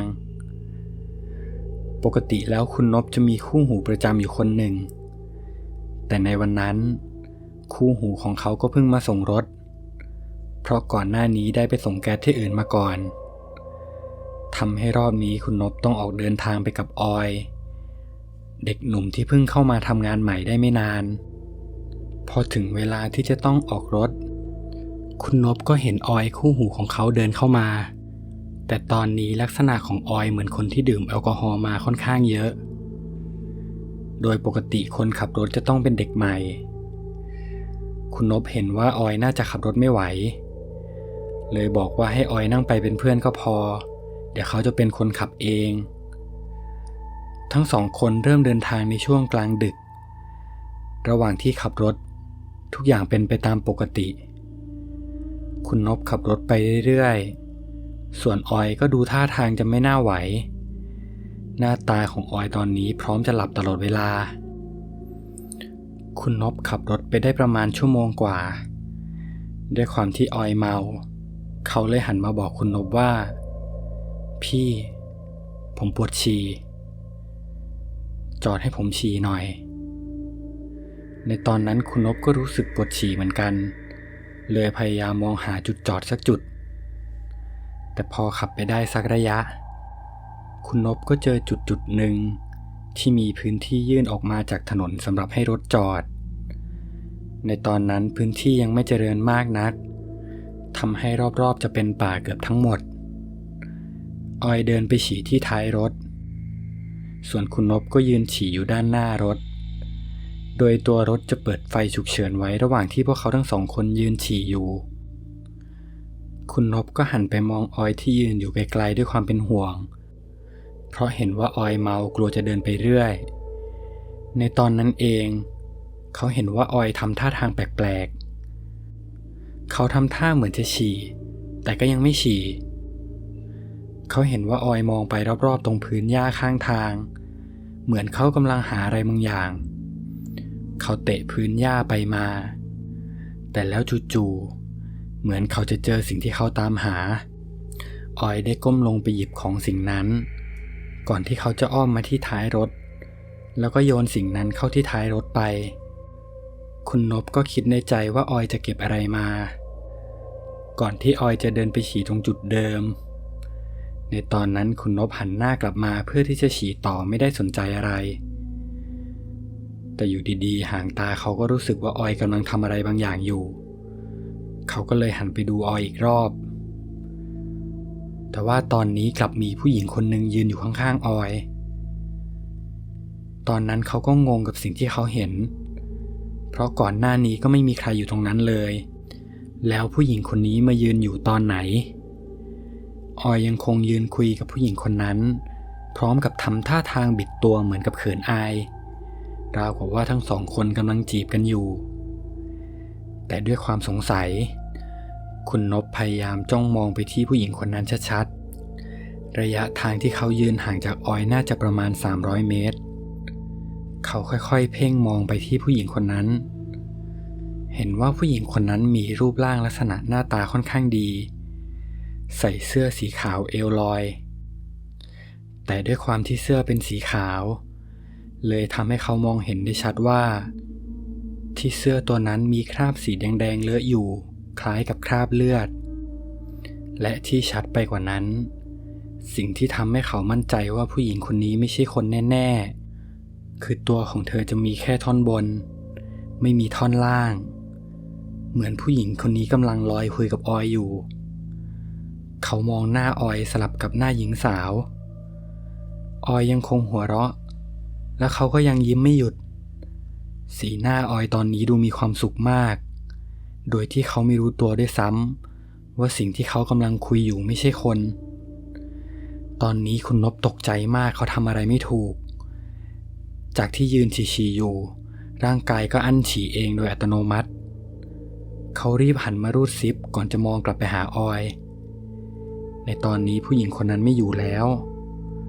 แต่ออยก็ยังทำท่าเหมือนกับยังคุยกับเธออยู่เขาเห็นท่าไม่ดีรีบเดินไปจูงมือออยขึ้นรถพร้อมกับถามออยว่าไอ้ออยมึงคุยกับใครอ่ะฉี่เสร็จแล้วก็รีบขึ้นรถมาเดี๋ยวนี้เขาเริ่มพูดเสียงแข็งกับออยเพราะเห็นว่าออยมันเมามากตอนนั้นออยทำสีหน้าเซ็งๆก่อนที่เขาจะค่อยๆเดินขึ้นมาที่รถโดยออยจะอ้อมไปขึ้นรถฝั่งคนนั่งส่วนคุณนพจะขึ้นอีกฝั่งที่เป็นฝั่งคนขับระหว่างที่คุณนพขึ้นรถแล้วปิดประตูเรียบร้อยแล้วแต่ออยเขายังยืนอยู่ข้างๆประตูเขาทำท่าทางเหมือนคุยกับใครบางคนอยู่พร้อมกับโบกมือเหมือนกับชวนให้ใครคนนั้นขึ้นมาด้วยตอนนี้คุณนพรีบดูออยทันทีออยมึงรีบขึ้นมาเลยนะรีบขึ้นมาเดี๋ยวนี้เลยออยหันไปมองหน้าคุณนพเห็นว่าคุณนพเริ่มไม่พอใจเขาเลยรีบเดินขึ้นรถไปพร้อมกับพับเบาะด้านหลังแล้วก็เข้าไปนอนคุณนพรีบล็อกประตูรถแล้วก็ขับรถออกจากจุดๆนั้นทันทีเขาขับมาได้สักพักคิดว่าไม่น่าจะมีอะไรแล้วเขาเริ่มรู้สึกสบายใจจริงๆตอนนั้นเขาไม่ได้รู้สึกกลัวเท่าไหร่เพราะเหตุการณ์ที่เขาเคยเจอก่อนหน้านี้ยังมีหลายเรื่องที่น่ากลัวกว่านี้มากเวลาผ่านไปไม่นานบนถนนก็มีแสงไฟสีส้มส่องสว่างอยู่ไกลๆเขาค่อยๆขับเข้าไปใกล้ขึ้นเรื่อยๆก็เห็นว่ามีรถคันหนึ่งจอดอยู่รถคันนั้นเปิดไฟฉุกเฉินพร้อมกับตั้งกลวยอยู่ข้างทางดูท่าทางลักษณะรถคงจะเสียและก็ไม่สามารถไปต่อได้คุณนพตีไฟเลี้ยวและขับเข้าไปจอดใกล้ๆตรงพื้นที่ที่รถคันนั้นจอดอยู่จะเป็นริมข้างทางซึ่งเป็นพื้นที่ที่ไว้สำหรับจอดรถฉุกเฉินเหมือนกันมีชายคนหนึ่งเดินเข้ามาที่รถคุณนพแล้วบอกกับคุณนพว่าพี่รถผมเสียสตาร์ทไม่ติดช่วยมาดูให้หน่อยได้ไหมครับชายคนนั้นเลยเล่าว่าระหว่างทางที่เขาขับรถมาเขารู้สึกง่วงมากคิดว่าน่าจะขับไปต่อไม่ไหวเลยจอดแวะนอนข้างทางโดยเปิดกระจกรถทิ้งไว้ให้อากาศเข้าและตอนนั้นก็ดับเครื่องเพราะกลัวว่าแบตจะหมดเขานอนไปแค่ชั่วโมงกว่าคิดว่าน่าจะพอขับไปต่อไหวแล้วเขาตื่นขึ้นมากำลังจะสตาร์ทรถแต่แล้วรถก็สตาร์ทไม่ติดตอนนี้ก็จอดนิ่งๆรอให้คนช่วยมาหลายชั่วโมงแล้วด้วยความที่คุณนพขับรถทางไกลเป็นประจำกลัวว่าชายคนนี้จะเป็นพวกนกต่อที่มาทำอะไรไม่ดีหรือเปล่าเขาพยายามมองไปรอบๆถนนเพื่อดูว่ามีคนอื่นอยู่ไหมแต่ก็เห็นว่าไม่น่ามีอะไรและรถของผู้ชายคนนี้ก็เป็นรถคันใหม่และเป็นแบรนด์ค่อนข้างหรูไม่น่าจะเป็นพวกโจรหรือคนที่คิดไม่ดีคุณนพเลยเดินลงมาจากรถแล้วอ้อมไปเอาอุปกรณ์ที่เขาพกติดไว้เพื่อจะมาช่วยเช็คว่ามีอะไรที่เขาพอช่วยได้บ้างในตอนนั้นคุณนพลงมาคนเดียวเขาไม่อยากปลุกออยเพราะรู้ว่าปลุกมาออยก็ไม่น่าจะช่วยอะไรเขาได้คุณนพบอกให้ชายคนนั้นเปิดฝากระโปรงรถเขาจะช่วยเช็คแบตเพราะสายแบตอาจจะหลวมแต่ด้วยความที่รถยังใหม่ทุกอย่างก็ดูปกติมากเขาลองให้ชายคนนั้นเปิดกุญแจรถเพื่อดูว่ามีไฟอะไรแจ้งเตือนหรือเปล่าแต่ก็ไม่มีไฟอะไรแจ้งเตือนเลยแล้วทำไมรถถึงสตาร์ทไม่ติดในตอนที่เขามองเข้าไปในรถก็เห็นเป็นผู้หญิงคนหนึ่งนั่งอยู่ด้านในคุณนพคิดว่าน่าจะเป็นแฟนของชายคนนั้นตอนนี้คุณนพเข้าไปนั่งแล้วก็ลองสตาร์ทรถดูอีกรอบปรากฏว่ารอบนี้จู่ๆรถก็สตาร์ทติดขึ้นมาชายคนนั้นงงมากเพราะเห็นว่ายังไม่ได้ทำอะไรกับรถเลยก่อนหน้านี้ก็ลองสตาร์ทดูหลายรอบแต่ก็ไม่ติดเขารีบขอบคุณคุณนพที่เข้ามาช่วยก่อนที่เขาจะขับรถออกไปจากจุดๆนั้นคุณนพกำลังขึ้นรถเพื่อจะเดินทางต่อแต่อาการปวดฉี่ก็กลับขึ้นมาอีกครั้ง เพราะก่อนหน้านี้เขาจำได้ว่าเขายังฉี่ไม่สุดได้อั้นฉี่ไว้ก่อนไหนๆก็จอดรถแล้วก็เลยถือโอกาสฉี่ตรงนี้เลยแล้วกันจะได้ขับรถเพื่อเดินทางต่อยาวๆเขาเลือกฉี่ตรงหัวรถเหมือนเดิมระหว่างที่เขาฉี่อยู่นั้นจู่ๆเขาก็ได้ยินเสียงอะไรบางอย่างลอยออกมาจากท้ายรถเป็นเสียงผู้หญิงเสียงลอยมาตามลมเบาๆว่าพี่เห็นขาหนูไหมเสียงตอนนั้นจะยังไม่ค่อยชัดมากคุณนพพยายามหันไปตามที่มาของเสียงเขารู้แค่ว่าเสียงต้องมาจากหลังรถแน่ๆแต่พอเขาหันไปก็ไม่เจออะไรคิดว่าตัวเองคงตาฝาดเขาพยายามรีบฉี่ให้เสร็จแต่แล้วเสียงนั้นก็ดังขึ้นมาอีกครั้งพี่เห็นขาหนูไหมรอบนี้เสียงมาพร้อมร่างจากผู้หญิงคนหนึ่งผู้หญิงคนนั้นเป็นคนเดียวกันกับที่ออยยืนคุยอยู่เขาจำเสื้อของผู้หญิงคนนี้ได้ชัดตอนนี้ใบหน้าเธอเต็มไปด้วยเลือดท่อนล่างเธอก็ไม่มีลักษณะที่คุณนพเห็นคือผู้หญิงคนนี้ค่อยๆลอยออกมาจากหลังรถตอนนี้คุณนพตัวเกรงทำอะไรไม่ถูกเธอค่อยๆลอยมาใกล้เขาขึ้นเรื่อยๆลักษณะเธอจะลอยมาข้างๆกับตัวถังของรถซึ่งข้างๆรถจะมีไฟดวงเล็กติดอยู่เป็นระยะทำให้ภาพที่คุณนพเห็นคือเธอค่อยๆลอยผ่านแสงไฟมาเรื่อยๆผ่านหลอดไฟทีละดวงทีละดวงตอนนี้คุณนพตกใจมากเขารีบวิ่งขึ้นรถทั้งๆที่ยังไม่รูดซิปทางขึ้นรถของเขาจะมีบันได2 ขั้นพร้อมกับราวจับเพื่อเดินขึ้นในระหว่างที่เขากำลังก้าวเท้าซ้ายเท้าขวาในตอนนั้นเองเสียงผู้หญิงคนนั้นก็ดังขึ้นอีกครั้งพี่เห็นขาหนูไหมเสียงที่เขาได้ยินตอนนี้มันชัดมากราวกับว่าเธออยู่ใกล้ๆลักษณะเหมือนเสียงมาจากด้านล่างขาของเขาก้มมองลงไปข้างล่างทำให้เขาเกือบช็อกเพราะด้านล่างเท้าของเขาเห็นเป็นหน้าของผู้หญิงคนนั้นโผล่ออกมาจากชั้นบันไดแล้วก็พูดคำเดิมซ้ำๆพี่เห็นขาหนูไหมตอนนี้เขาตกใจมากรีบขึ้นรถแล้วปิดประตูทันทีเขารูดม่านปิดกระจกทุกฝั่งด้วยความกลัวตอนนี้คุณนพนั่งตัวสั่นทำอะไรไม่ถูกอยู่บนรถแต่เสียงนั้นก็ยังคงดังขึ้นจากข้างนอกพี่เห็นขาหนูไหมด้วยความเพลียจากการขับรถและหลายๆอย่างที่เขาเพิ่งเจอมาทำให้เขาถึงกับช็อกหมดสติไปเขาหลับไปหลายชั่วโมงก็ต้องตื่นเพราะมีสายโทรมาจากทางบริษัท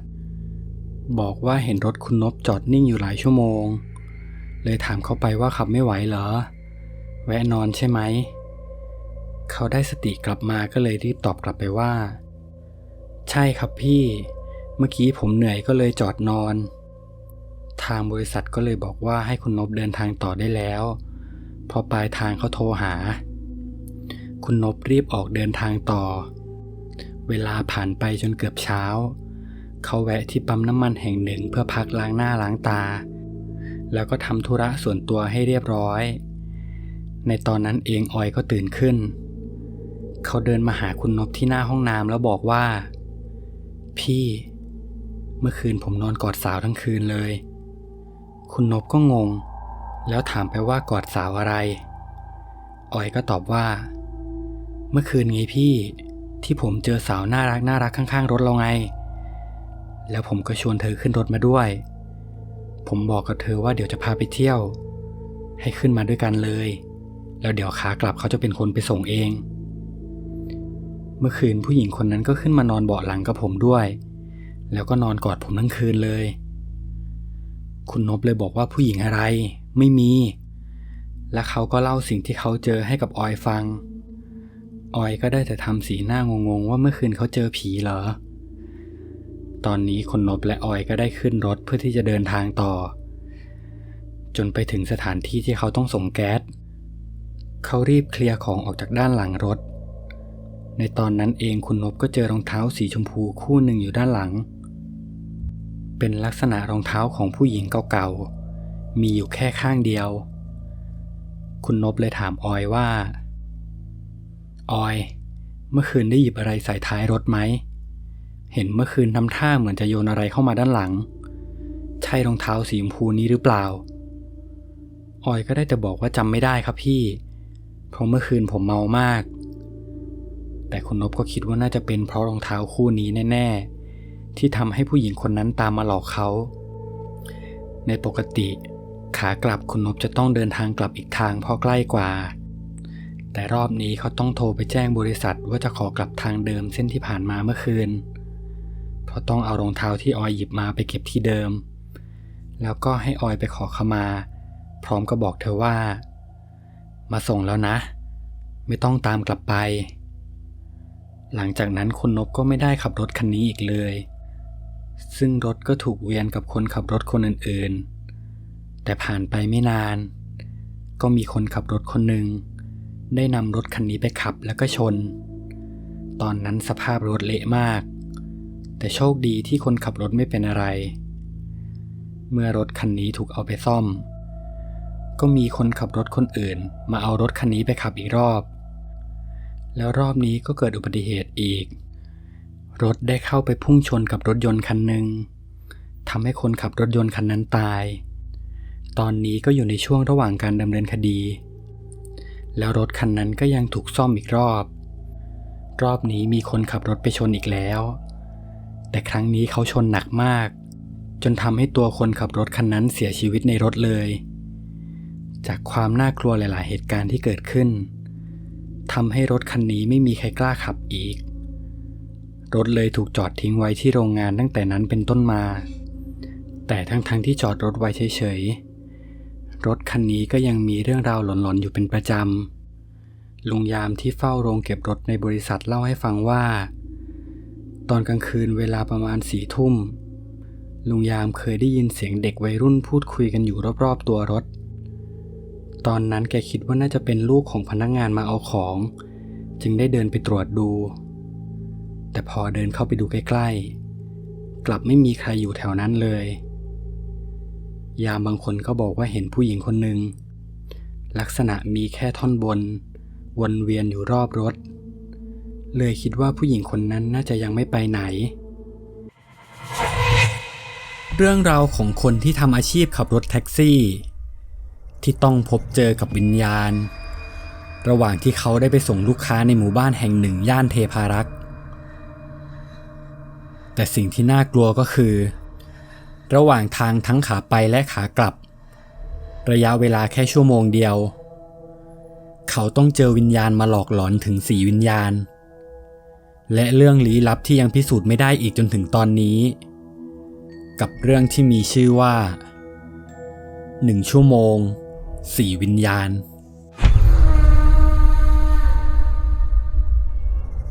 เรื่องนี้เป็นเรื่องราวของคุณนิดเหตุเกิดประมาณ2 ปีก่อนคุณนิดมีอาชีพขับรถแท็กซี่ในกรุงเทพมีอยู่วันหนึ่งคุณนิดได้ขับรถไปหาลูกค้าตามปกติตอนนั้นเขาขับอยู่แถวพระราม4เวลาก็ประมาณ6 โมงกว่าท้องฟ้าเริ่มมืดครึ้มฝนก็เริ่มลงเม็ดมาทีละนิดไม่ได้หนักมากระหว่างที่เขากำลังจะขับผ่านวัดหนึ่งข้างทางมีลูกค้ายืนโบกอยู่3 จุดโดยจุดแรกมีคนโบกอยู่4 คนที่น่าจะมาด้วยกันและจุดที่2ก็มีคนโบกอยู่4 คนเหมือนกันส่วนจุดที่3จะมีคนโบกอยู่แค่2 คนเขาเลยตัดสินใจไปรับคนที่ยืนอยู่2 คนด้านหน้าเพราะรถเขาจะได้ไม่หนักมากคุณนิดได้ขับรถเลย4 คนก่อนหน้านี้ไปแล้วไปจอดอยู่ข้างทางที่มีผู้หญิงกับผู้ชายยืนอยู่ลักษณะ2 คนนี้จะสวมชุดสีดำดูท่าทางแล้วน่าจะเพิ่งกลับมาจากงานศพผู้หญิงได้เปิดประตูด้านหลังซ้ายแล้วก็ถามคุณนิดว่าไปสำโรงไหมพี่คุณนิดก็ตอบว่าไปครับขึ้นรถมาได้เลยแล้วผู้หญิงคนนั้นก็ขึ้นรถมานั่งอยู่ที่เบาะด้านหลังเธอนั่งชิดกับประตูด้านซ้ายคุณนิดเห็นว่าเธอขึ้นมาคนเดียวผู้ชายที่ยืนอยู่ข้างๆน่าจะแค่มายืนส่งเขาขับรถออกไปจากจุดนั้นสักพักกำลังจะหันไปถามผู้หญิงคนนั้นว่าให้ขึ้นทางด่วนไหมเขาหันไปมองที่กระจกหลังปรากฏว่าเห็นผู้ชายคนนั้นมานั่งอยู่ในรถด้วย เขานั่งชิดกับประตูฝั่งขวาฝั่งเดียวกับคุณนิดตอนนั้นคุณนิดสงสัยว่าผู้ชายคนนี้ขึ้นมาตอนไหนเพราะตอนจอดอยู่ที่ถนนจะเปิดประตูเข้ามาได้แค่ฝั่งเดียวอีกฝั่งจะมีรถขับสวนไปมาตลอดซึ่งถ้าผู้ชายคนนี้จะมานั่งด้านหลังเขาได้ก็ต้องเข้าประตูมาก่อนผู้หญิงเพราะตอนนี้เธอก็นั่งอยู่ชิดประตูซ้ายแต่เขาก็คิดในใจว่าผู้ชายคนนี้ได้เข้ามานั่งตอนที่เขาไม่ทันได้สังเกตคุณนิดขับรถออกไปได้สักพักเห็นว่าสองคนนั้นไม่คุยกันเลยแต่ก็คิดว่าน่าจะเพิ่งเสียใจจากงานศพเขาเลยไม่ได้คิดอะไรจนไปถึงหมู่บ้านหนึ่งแถวเทพารักษ์ด้านหน้าหมู่บ้านจะมีป้อมยามสำหรับแลกบัตรอยู่แต่ตอนนั้นไม่มีใครอยู่สักคนเขามองเห็นยามประมาณ 4-5 คนไปยืนรวมกันอยู่ฝั่งขาออกจากหมู่บ้านคุณนิดเลยบีบแตรเรียกจนมียามคนหนึ่งวิ่งเข้ามาแล้วเขาก็เอาบัตรประชาชนไปแลกก่อนที่ยามคนนั้นจะรีบวิ่งกลับไปมุงดูที่จุดเดิมเขาขับรถเข้าซอยไปยังบ้านผู้หญิงคนนั้นพอไปถึงเธอก็ลงจากรถค่าแท็กซี่ตอนนั้นประมาณ170 บาทแต่เธอให้มา180แล้วก็บอกว่าไม่ต้องทอนก่อนที่จะปิดประตูแล้วเข้าบ้านไปในตอนนั้นเองเขากำลังจะขับรถออกจากหมู่บ้านปรากฏว่าหันไปที่กระจกมองหลังยังเห็นผู้ชายคนนั้นนั่งอยู่แต่ก็คิดว่าเขาน่าจะมาส่งแฟนเลยถามเขาไปว่าจะไปลงไหนครับแล้วผู้ชายคนนั้นก็ชี้ไปที่ด้านหน้าคุณนิดคิดว่าเดี๋ยวออกจากหมู่บ้านไปเขาน่าจะเป็นคนบอกทางเองในซอยหมู่บ้านตอนนั้นเป็นถนนเลนเดียวเขาเลยต้องขับรถเลยบ้านของผู้หญิงคนนั้นแล้วก็ไปกลับรถตรงช่องด้านในสุดของซอยซึ่งในหมู่บ้านจะเป็นทาวน์เฮาส์บ้านหลังสุดท้ายที่อยู่ริมสุดจะมีช่องว่างๆสำหรับให้กลับรถได้ระหว่างที่เขากำลังถอยรถเขาต้องหันไปมองที่กระจกข้างพร้อมกับมองไปที่ด้านหลังเพื่อดูว่ามีอะไรมากั้นไหมตอนนั้นเขาถึงกับนิ่งเพราะที่เบาะด้านหลังตอนนี้ไม่มีผู้ชายคนนั้นอยู่แล้วคุณนิดยังคงคิดในแง่ดีว่าเขาคงเปิดประตูลงไปหาผู้หญิงคนนั้นตอนที่เขายังไม่ทันได้สังเกตระหว่างที่กลับรถเสร็จเขาต้องขับผ่านบ้านผู้หญิงคนนั้นอีกครั้งคุณนิดเลยจอดที่หน้าบ้านเห็นว่าเธอกำลังยืนรดน้ำต้นไม้อยู่เขาเปิดกระจกแล้วถามเธอว่าขอโทษนะครับพี่ผู้ชายที่นั่งอยู่ด้านหลังรถเมื่อกี้เขาลงไปแล้วใช่ไหมครับผู้หญิงคนนั้นก็ทำสีหน้างงๆแล้วหันมาบอกกับคุณนิดว่าเมื่อกี้นั่งรถมาคนเดียวนะคะเขาเลยบอกลักษณะผู้ชายคนนั้นไปเขาใส่เสื้อแขนยาวสีดำกางเกงสีเทาพร้อมกับบอกรูปร่างลักษณะหน้าตาของผู้ชายคนนั้นตอนนี้คุณนิดเห็นได้ชัดว่าสีหน้าเธอดูตกใจมากก่อนที่เธอจะบอกให้คุณนิดรออยู่ที่หน้าบ้านก่อนแล้วเธอก็ไปหยิบรูปหนึ่งมาจากข้างในบ้านพร้อมยื่นให้เขาดูในรูปใบนั้นเป็นภาพขนาดเท่าฝ่ามือมีภาพคนหลายคนที่ถ่ายรวมกันในชุดครุยเหมือนเป็นภาพรับปริญญาเธอบอกคุณนิดว่าให้ชี้คนที่ขึ้นรถมาด้วยให้หน่อยพอคุณนิดชี้เธอถึงกับร้องไห้ออกมาทันทีแล้วบอกว่าผู้ชายคนนี้เป็นแฟนของเธอที่ตายไปแล้วเธอเพิ่งไปเผาศพเขามาเมื่อกี้คุณนิดรู้เลยว่าเขาเจอดีเข้าให้แล้วผู้หญิงคนนั้นเลยขอให้คุณนิดช่วยขับรถกลับไปที่วัดที่เขาได้รับเธอมาก่อนหน้านี้เพื่อจะไปส่งแฟนเธอที่ตามมาด้วยก่อนที่เธอจะยื่นเงิน200ให้กับคุณนิดเป็นค่ารถรวมค่าทางด่วนในใจคุณนิดตอนนั้นคิดว่านี่เขาต้องไปส่งผีที่วัดจริงๆใช่ไหมแต่ก็ไม่เป็นไรยังไงก็ถือว่าได้เงินดีกว่าต้องขับรถไปหาลูกค้าต่อข้างหน้าพอคุณนิดรับเงินมาผู้หญิงคนนั้นก็เปิดประตูหลังรถแล้วเธอก็พูดกับอากาศว่าพี่ไม่ต้องห่วงหนูนะหนูถึงบ้านปลอดภัยแล้วพี่กลับไปที่วัดเถอะเดี๋ยวพี่แท็กซี่เขาจะไปส่งก่อนที่เธอจะปิดประตูแล้วบอกให้คุณนิดออกรถในใจเขาเริ่มรู้สึกแปลกๆเพราะไม่เคยขับรถส่งผีมาก่อนระหว่างทางที่เขาขับออกมาจากหมู่บ้านก็มีเด็ก2 คนวิ่งเล่นกันอยู่ที่ด้านหน้าถนนเด็ก2 คนนี้ทำท่าทางโบกรถก่อนที่คุณนิดจะจอด แล้วถามเขาว่าจะไปไหนคุณนิดคิดว่าอย่างน้อยๆก็มีคนนั่งในรถมาเป็นเพื่อนจะได้สบายใจลักษณะเด็ก2 คนนั้นดูแล้วน่าจะอายุประมาณ11 ขวบความแปลกของเด็ก2 คนนี้คือมีคนหนึ่งใส่เสื้อสีส้มและอีกคนใส่เสื้อสีน้ำเงิน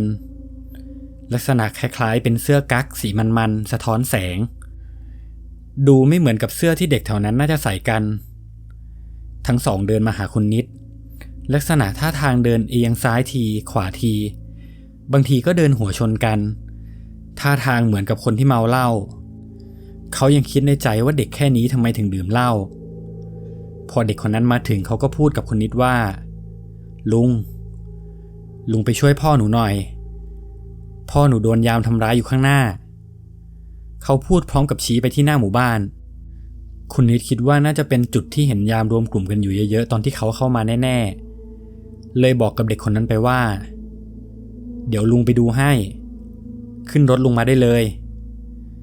ทั้ง2 คนก็ขึ้นไปนั่งที่เบาะด้านหลังพอคุณนิดขับมาถึงจุดแลกบัตรทางออกเขาบอกให้เด็ก2 คนนั้นนั่งรออยู่ที่รถเพราะกลัวว่าจะเห็นภาพอะไรไม่ดีจากนั้นเขาก็จอดรถข้างๆป้อมยามก่อนที่จะเดินไปหายามคนหนึ่งที่อยู่ใกล้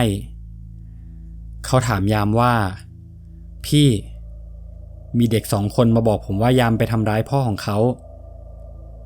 ตอนนั้นยามก็ทำสีหน้างงๆแล้วก็ตอบไปว่าไม่มีนะครับใครจะมาทำร้ายอะไรกันแถวนี้คุณนิดมองไปรอบๆก็ไม่เห็นว่ามีใครถูกทำร้ายจริงๆมีก็แต่ด้านหน้าที่ยามหลายคนพากันมุงดูอะไรสักอย่างอยู่เขาเลยเดินกลับไปที่รถเพื่อจะไปบอกเด็ก2 คนนั้นแต่พอเดินไปถึงเด็ก2 คนนั้นกลับหายไปแล้วตอนนี้เขาเริ่มสับสนว่าเขาเจออะไรหรือเด็กคนนั้นก็จะไม่ใช่คนเขารีบเดินไปหายามเพื่อที่จะแลกบัตรกลับมาคืนจะได้รีบขับรถออกจากตรงนี้สักทีแต่ก็นึกสงสัยว่าตรงนั้นเขามุงดูอะไรกันก็เจอกับงูเหลือมตัวสีทองตัวใหญ่นอนอยู่ที่พื้นด้านหลังของงูตัวนั้นลักษณะเหมือนโดนไม้ทุบซึ่งตรงนั้นก็มียามคนนึงถือไม้ใหญ่ๆอยู่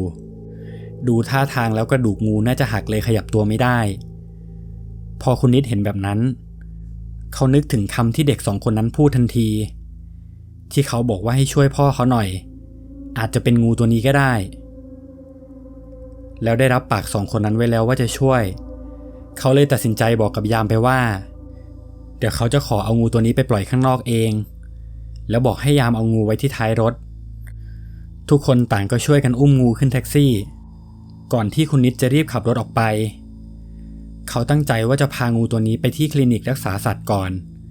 เพราะอาการที่หลังค่อนข้างหนักระหว่างที่ขับรถเลยป้อมยามมาไม่ถึง1 กิโลอยู่ๆก็ได้ยินเสียงท้ายรถเปิดออกคุณนิดรีบหยุดรถทันทีเขาจำได้ว่าตอนเอางูขึ้นรถมาท้ายก็ถูกปิดสนิทแล้วและไฟที่หน้ารถก็ไม่มีแจ้งเตือนอยู่ดีๆจะมาเปิดออกได้ยังไงตอนนั้นเองเขามองไปที่กระจกหลังปรากฏว่าเห็นเป็นเด็ก2 คนก่อนหน้านี้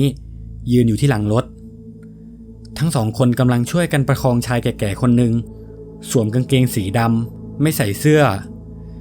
ลักษณะชายคนนี้เอามือกุมที่หลังเหมือนกำลังเจ็บหลังอยู่เด็กทั้ง2 คนนั้นก็พยายามช่วยประคองแล้วเดินเข้าไปในป่าข้างทางก่อนที่จะหายไปในความมืดคุณนิดรีบลงไปดูที่ท้ายรถก็เห็นว่าท้ายรถถูกเปิดอยู่จริงๆแต่ตอนนี้งูตัวนั้นไม่อยู่แล้วเขาเปิดไปดูที่เบาะหลังปรากฏว่าตรงจุดที่เห็นเด็ก2 คนนั้นนั่งมีลักษณะเป็นน้ำคล้ายเมือกๆอยู่เต็มเบาะไปหมดตอนนี้คุณนิดเริ่มกลัวเขารีบปิดท้ายรถ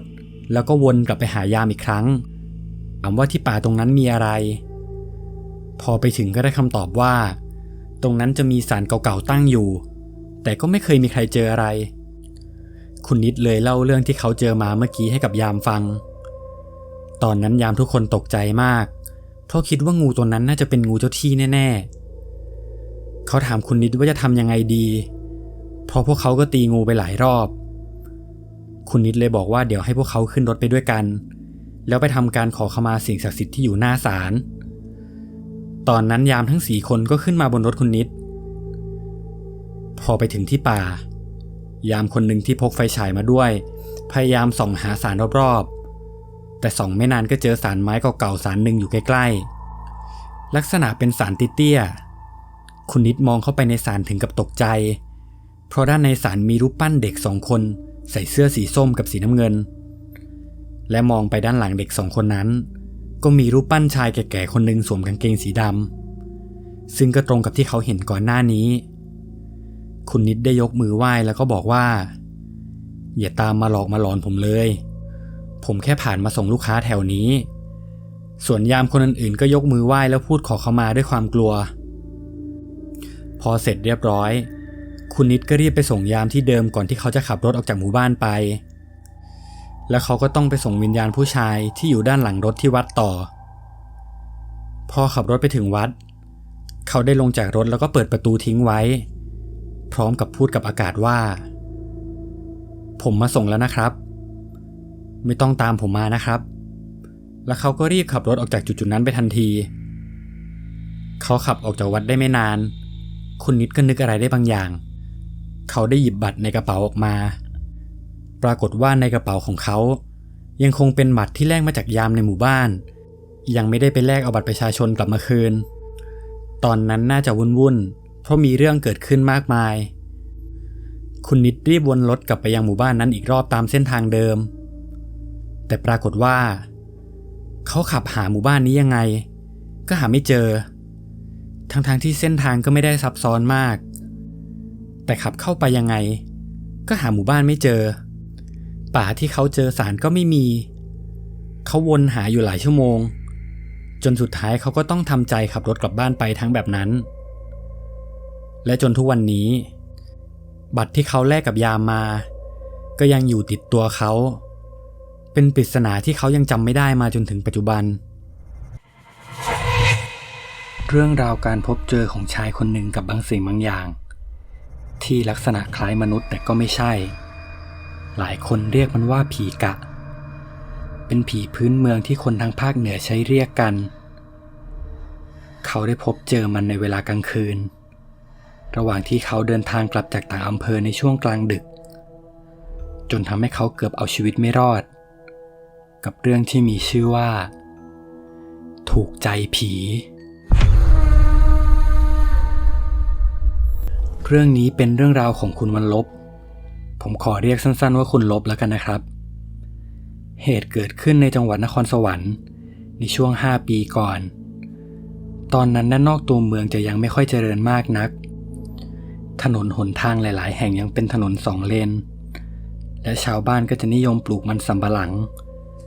ทำให้พบเห็นสวนมันเกือบตลอดเส้นทางในตอนนั้นคุณลบได้คบกับผู้หญิงคนหนึ่ง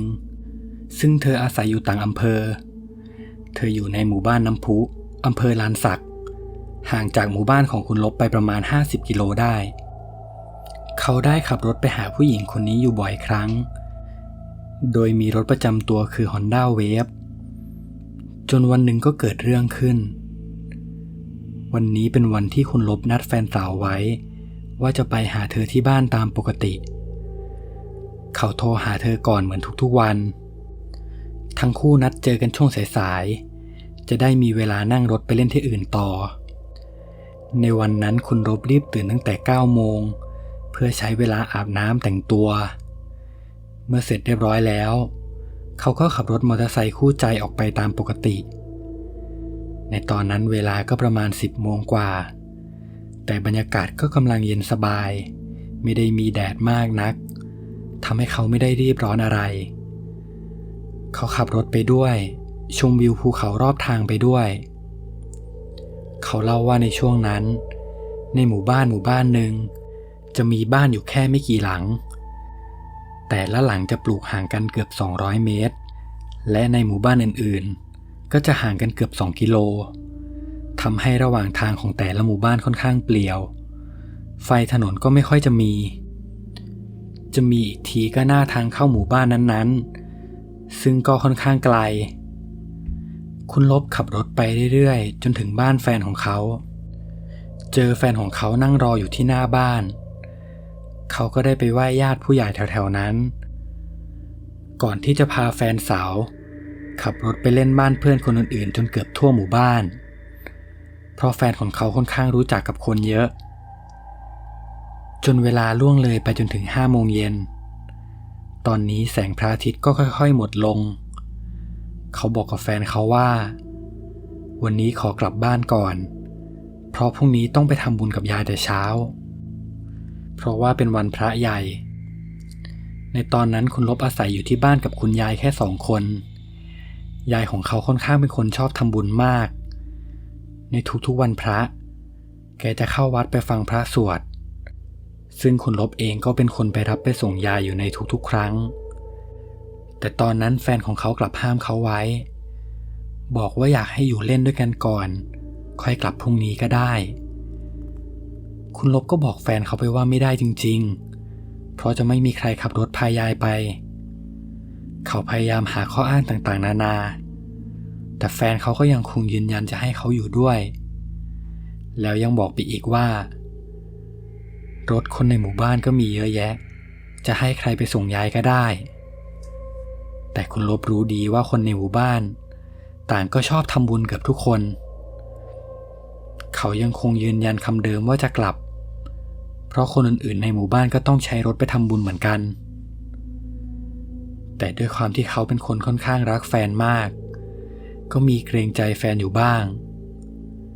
ทั้ง2 คนยื้อกันไปมาจนเวลาผ่านไป2 ทุ่มคุณลบกลัวว่าจะดึกไปกว่านี้เลยรีบตัดบทแฟนไปว่าจะกลับแล้วนะแต่ก็เหมือนเดิมแฟนเขาก็ยังคงตื้อให้เขาอยู่ต่อแต่ยังไงเขาก็ต้องกลับบ้านให้ได้ไม่งั้นคงโดนคุณยายดุแน่ๆเวลาผ่านไปเรื่อยๆคุณลบมองดูนาฬิกาตอนนี้ก็4 ทุ่มกว่าเขาลองไปบอกแฟนอีกครั้งว่าจะกลับแล้วรอบนี้ขอกลับจริงๆแต่แล้วจู่ๆแฟนเขาก็ตอบว่าโอเคในใจตอนนั้นเขาก็งงว่าอ้าวแล้วจะยื้อทำไมตั้งนานที่ตอนนี้4 ทุ่มเธอกลับให้เขากลับบ้านแบบง่ายๆแต่ก็ดีเขาจะได้รีบกลับเพราะตอนนี้ก็ดึกมากแล้วคุณลบรีบขึ้นรถเขาสตาร์ทรถพร้อมกับขับกลับไปในเส้นทางเดิมเส้นทางในตอนนี้ไม่เหมือนกับตอนกลางวันเพราะรอบๆจะมืดสนิททางก็ค่อนข้างเปลี่ยวเนื่องจากไม่ใช่ถนนเส้นหลักแต่ก็เป็นเส้นทางที่เขาไปหาแฟนเขาได้ไวที่สุดเขาพยายามขับรถช้าๆเพราะความมืดก็กลัวจะเป็นอันตรายทุกอย่างรอบๆตอนนี้มืดไปหมดด้านข้างก็เป็นภูเขาสูงๆล้อมรอบทั้ง2 ฝั่งด้านล่างก็เป็นสวนปลูกมันสำปะหลังเขายังพอมองเห็นบรรยากาศรอบๆในความมืดลางๆตอนนี้สายตาเขาโฟกัสไปแค่ด้านหน้าถนนในใจก็คิดโกรธแฟนทำไมถึงยื้อเขาไว้ตั้งนานแถวนี้ก็ค่อนข้างเปลี่ยวด้วยระหว่างทางที่เขาขับรถกลับเวลาผ่านไปประมาณ20 นาทีได้เขาสังเกตเห็นศาลหนึ่งตั้งอยู่ข้างทางลักษณะเป็นศาลไม้เก่าๆคิดว่าน่าจะมีมาตั้งนานแล้วแต่เขาก็เพิ่งสังเกตเพราะปกติก็มาแต่ตอนกลางวันเลยไม่ได้สนใจมากแต่ด้วยความที่ตอนนี้ค่อนข้างดึกรอบๆไม่มีไฟถนนทำให้บริเวณศาลเพิ่มความน่ากลัวขึ้นไปอีกหลายเท่าเขาบีบแตร3 ครั้งเพื่อเป็นการขอทางเป็นเรื่องปกติของคนต่างจังหวัดที่เมื่อเห็นศาลหรือต้นไม้ที่คาดว่าน่าจะมีสิ่งลี้ลับอยู่ก็จะทำการบีบแตรเพื่อเป็นการขออนุญาตผ่านทางหรือเป็นการบอกกล่าวพอผ่านไปได้สักพักไม่ไกลจากศาลตรงนั้นมากเขาพบกับเด็กผู้หญิงคนหนึ่งสวมชุดพละในตอนนั้นเขาแอบคิดในใจว่าเด็กที่ไหนมาเดินแถวนี้ดึกๆดื่นๆแถวนั้นก็ไม่ได้มีหมู่บ้านเลยเป็นไปได้ยากที่จะมีเด็กเดินอยู่เด็กคนนี้เท่าที่ดูน่าจะอายุประมาณ17 ปีเธอเดินอยู่ข้างทางฝั่งเดียวกันกับที่คุณลบขับรถในใจตอนนั้นเขาอยากจะจอดรับเพื่อไปส่งเธอแต่ใจหนึ่งก็กลัวเธอจะคิดว่าคุณลบจะมาทำอะไรไม่ดีกับเธอหรือเปล่าเพราะเธอก็เดินอยู่คนเดียวแต่อีกใจหนึ่งที่ไม่กล้าจอดก็เพราะว่าในโซนที่เขาขับรถอยู่นั้นขึ้นชื่อเรื่องการปล้น การจี้และการฆาตกรรมค่อนข้างเยอะทางก็ค่อนข้างเปลี่ยวกลัวว่าเด็กคนนี้อาจจะเป็นนกต่อที่คอยให้ผู้ชายจอดรับแล้วก็มีคนอื่นๆที่ดักอยู่รอบๆมาจี้มาปล้นตอนนั้นเขาไม่ได้คิดถึงเรื่องผีเลยเขาตัดสินใจขับรถผ่านผู้หญิงคนนั้นไปแล้วก็ไม่ได้สนใจอะไรเวลาผ่านไปไม่นานมากนักระหว่างนั้นเขาจำได้ดีว่าไม่มีรถสวนหรือขับผ่านไปสักคันแต่แล้วสิ่งที่เขาเห็นอยู่ตรงหน้ากลับเป็นหญิงสาวคนเดิมที่เขาเห็นก่อนหน้านี้เธอเดินอยู่มุมเดิมคุณลบเริ่มเอะใจเขายังจำชุดพละของผู้หญิงคนนี้ได้แม่นในหัวพยายามไม่คิดถึงเรื่องลี้ลับและได้ขับรถเลยผู้หญิงคนนี้ไปอีกรอบแต่แล้วผ่านไปไม่นานเขาก็เจอผู้หญิงคนนี้อีกครั้งเป็นครั้งที่3ตอนนี้คุณลบเริ่มกลัวตัวสั่นแต่รอบนี้ผู้หญิงคนนั้นดูลักษณะต่างออกไปจากรอบที่แล้วตัวของเธอสูงจากก่อนหน้านี้ที่คุณลบเห็นตอนแรกเธอก็ดูเหมือนเด็กผู้หญิงปกติสูง140กว่าแต่ตอนนี้ตัวเธอสูงเกือบ180และแขนของผู้หญิงคนนี้ก็มีลักษณะยาวผิดปกติเกือบถึงหัวเข่าแล้วคนเราเวลาเดินมือก็ควรจะแกว่งตามจังหวะเดินใช่ไหมครับแต่ผู้หญิงคนนี้แขนของเธอแนบนิ่งนิ้วของเธอคนนั้นเรียวยาวจนเกือบถึงพื้น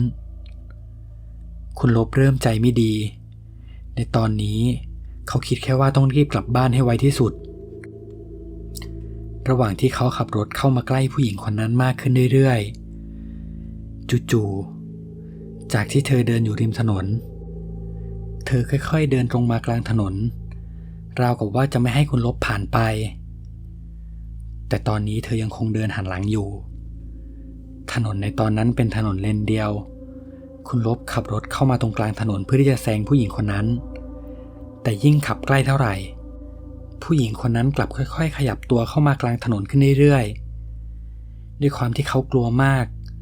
จังหวะที่เกือบจะถึงตัวผู้หญิงคนนั้นเขารีบเร่งความเร็วเพื่อแซงผู้หญิงคนนั้นออกไปตอนนั้นรถเฉียดกับตัวของผู้หญิงคนนั้นไปนิดเดียวเขาจำได้ดีว่าในช่วงที่ขับรถผ่านหน้าผู้หญิงคนนั้นหางตาเขามองไปที่หน้าเธอทุกอย่างดูชัดเจนมากเขามองเห็นหน้าเธอได้ชัดราวกับว่าระหว่างที่เขาขับรถผ่านเวลาถูกหยุดไว้คุณลบอธิบายว่าผู้หญิงคนนี้ตาโตผิดปกติดวงตาเธอใหญ่มากหน้าของเธอจะซูบผอมเหมือนคนไม่ได้กินข้าวมาหลายวันโหนกของเธอจะแหลมยกสูงขึ้นจนเห็นได้ชัดจมูกของเธอก็บุบเข้าไปในใบหน้ารูจมูกก็ใหญ่ปากของเธอก็ดูกว้างมากกว้างจนถ้าเธออ้าปากมือคนปกติ2 คนก็ยังปิดไม่มิดเธอค่อยๆสยะยิ้มเบาๆให้กับคุณลบตอนนั้นคุณลบรู้แล้วว่าเธอไม่ใช่คนแน่ๆเขารีบเร่งความเร็วรถเท่าที่จะทำได้มองไปดูที่เข็มไมล์ตอนนี้รถวิ่งเกือบ100 กิโลเมตรต่อชั่วโมง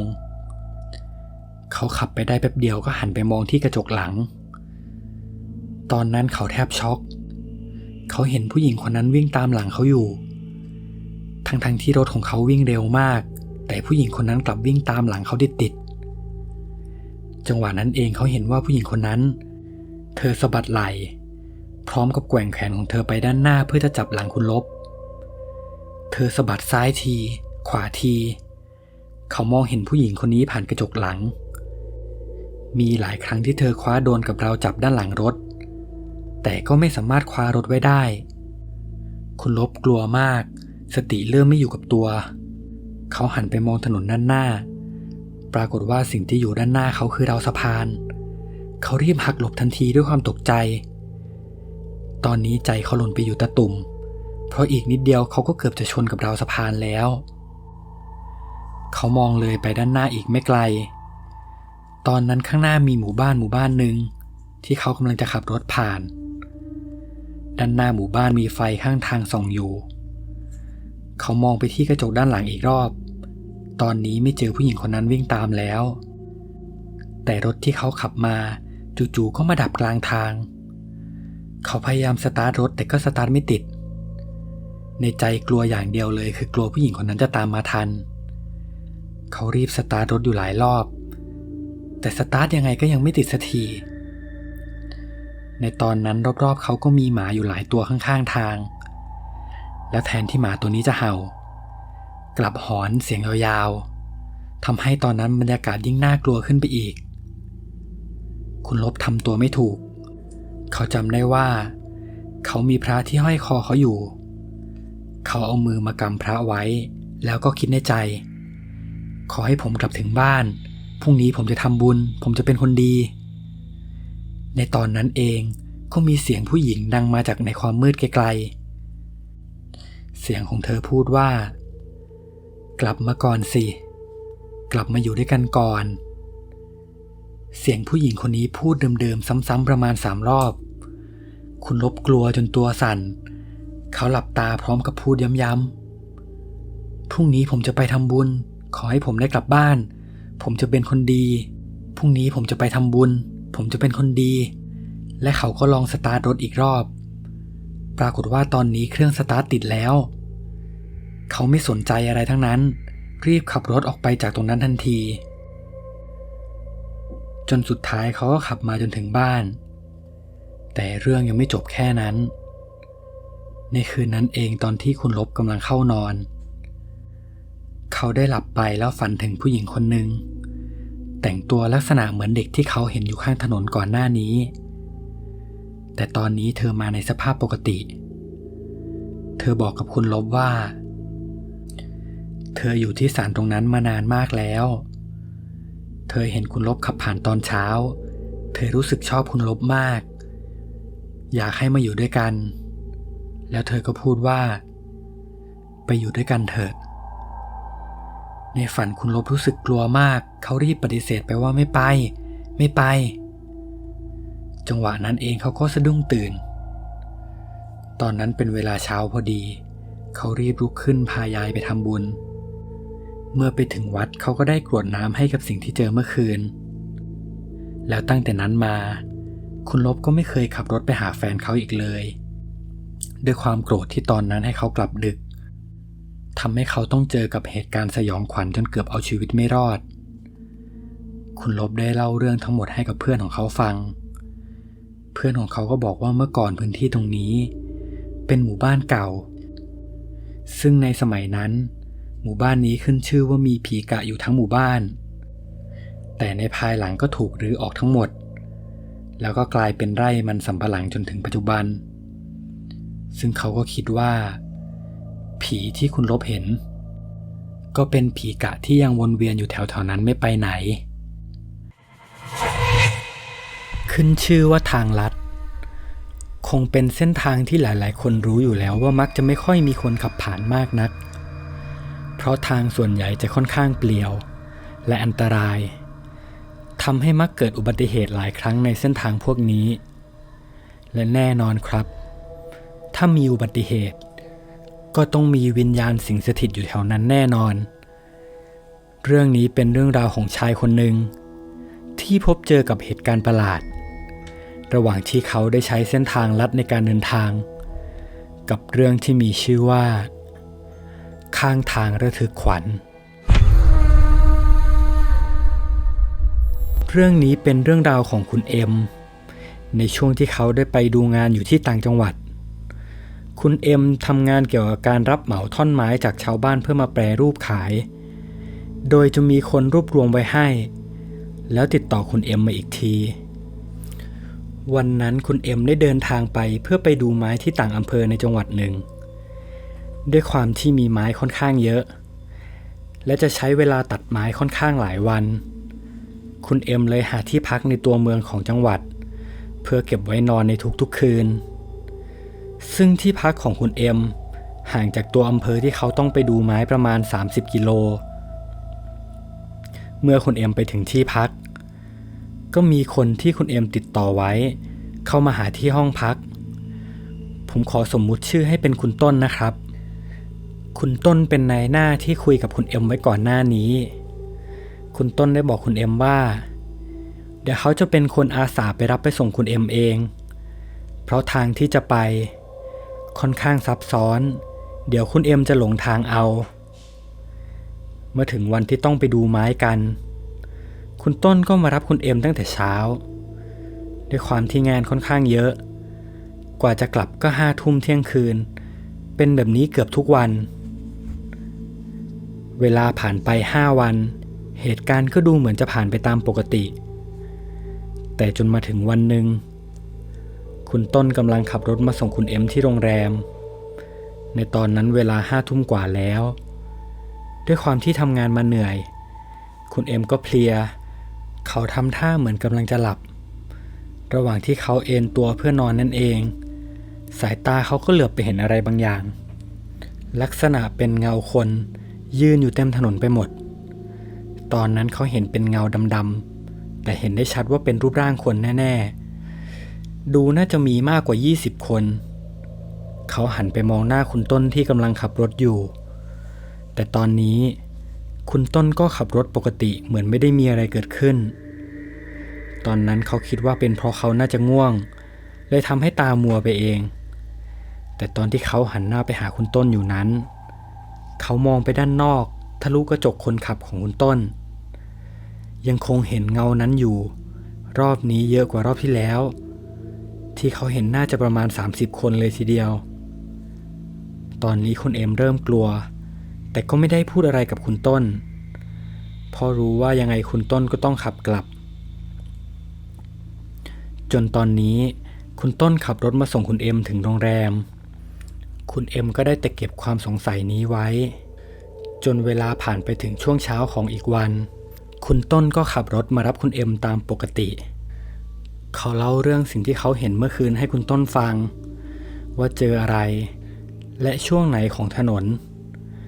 ตอนนั้นคุณต้นบอกว่าคุณเอ็มน่าจะตาฝาดไปเพราะเขาขับผ่านแถวนี้เกือบทุกวันไม่เคยเจออะไรเลยทั้ง2 คนก็ขับรถไปเพื่อไปดูงานกันในตอนนั้นเองระหว่างทาง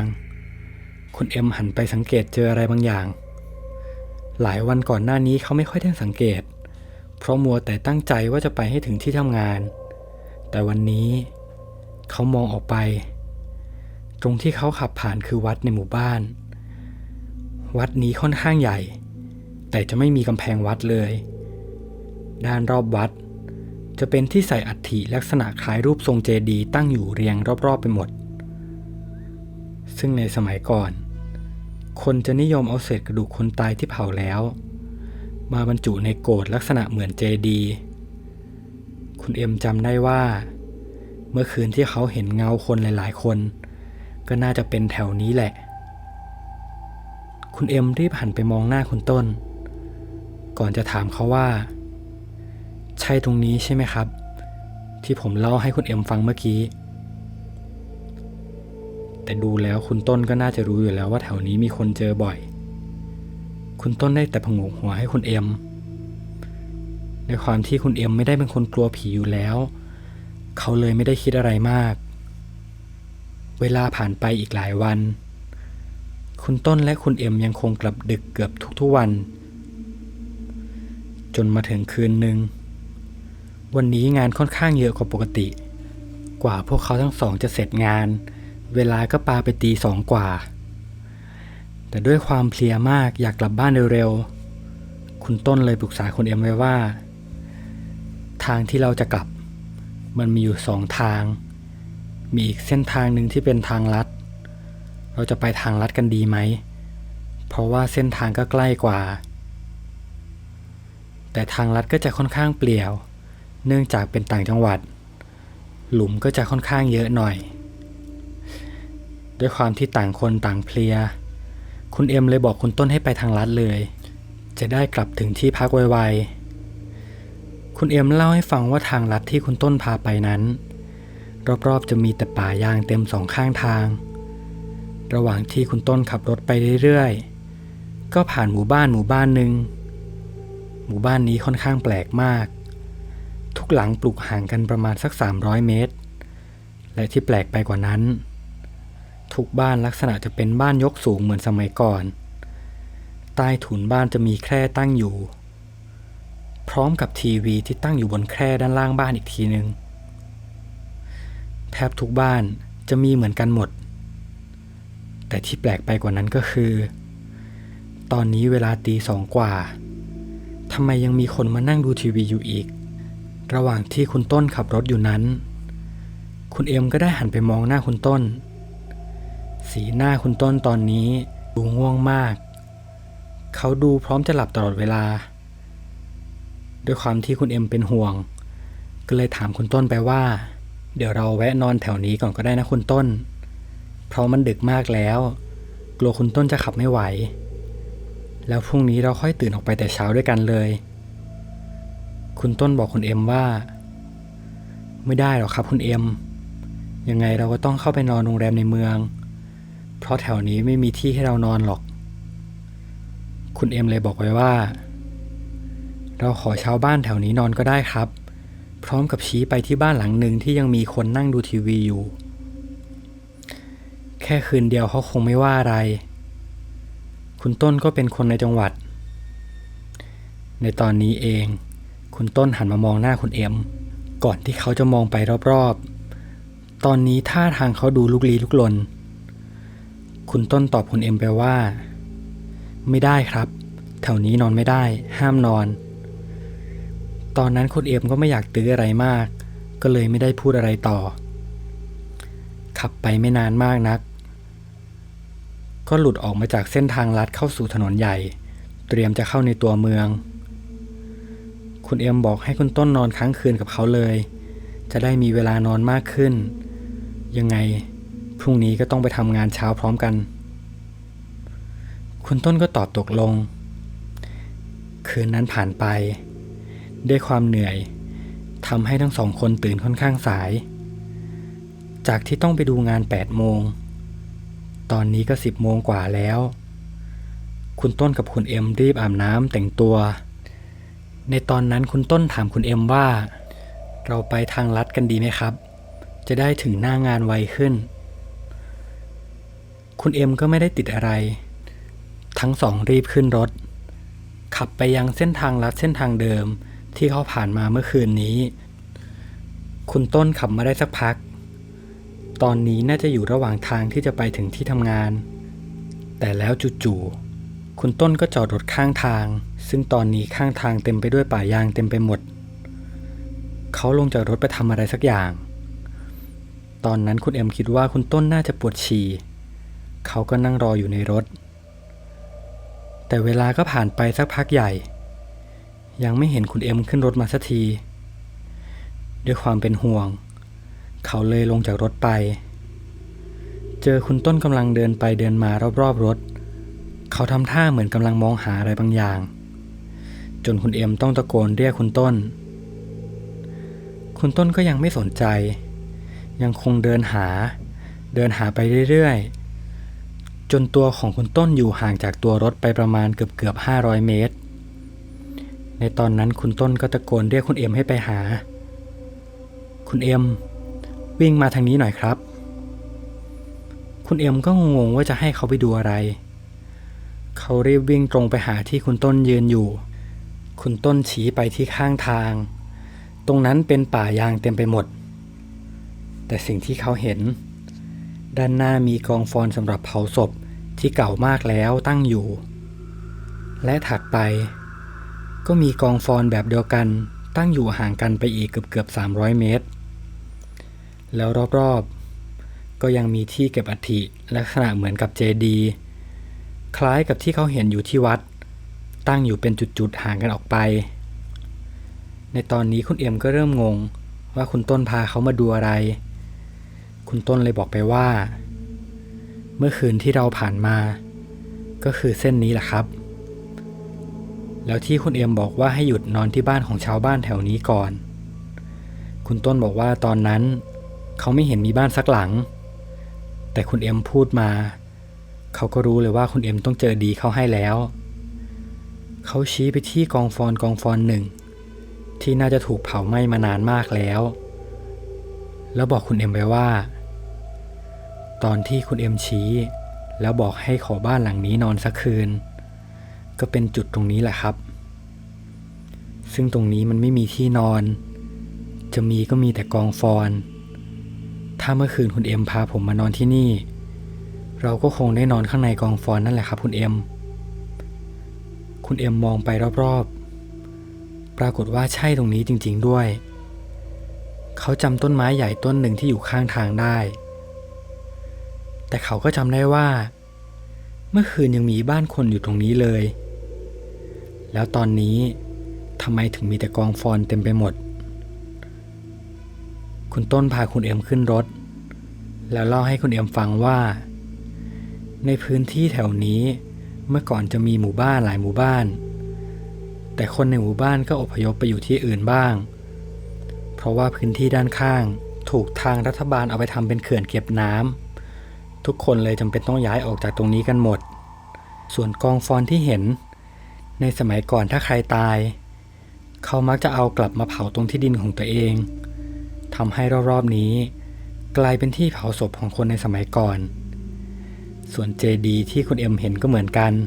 เขาจะนิยมเอาเจดีย์ใส่กระดูกมาตั้งไว้ที่ของตัวเองจะได้ให้วิญญาณบรรพบุรุษ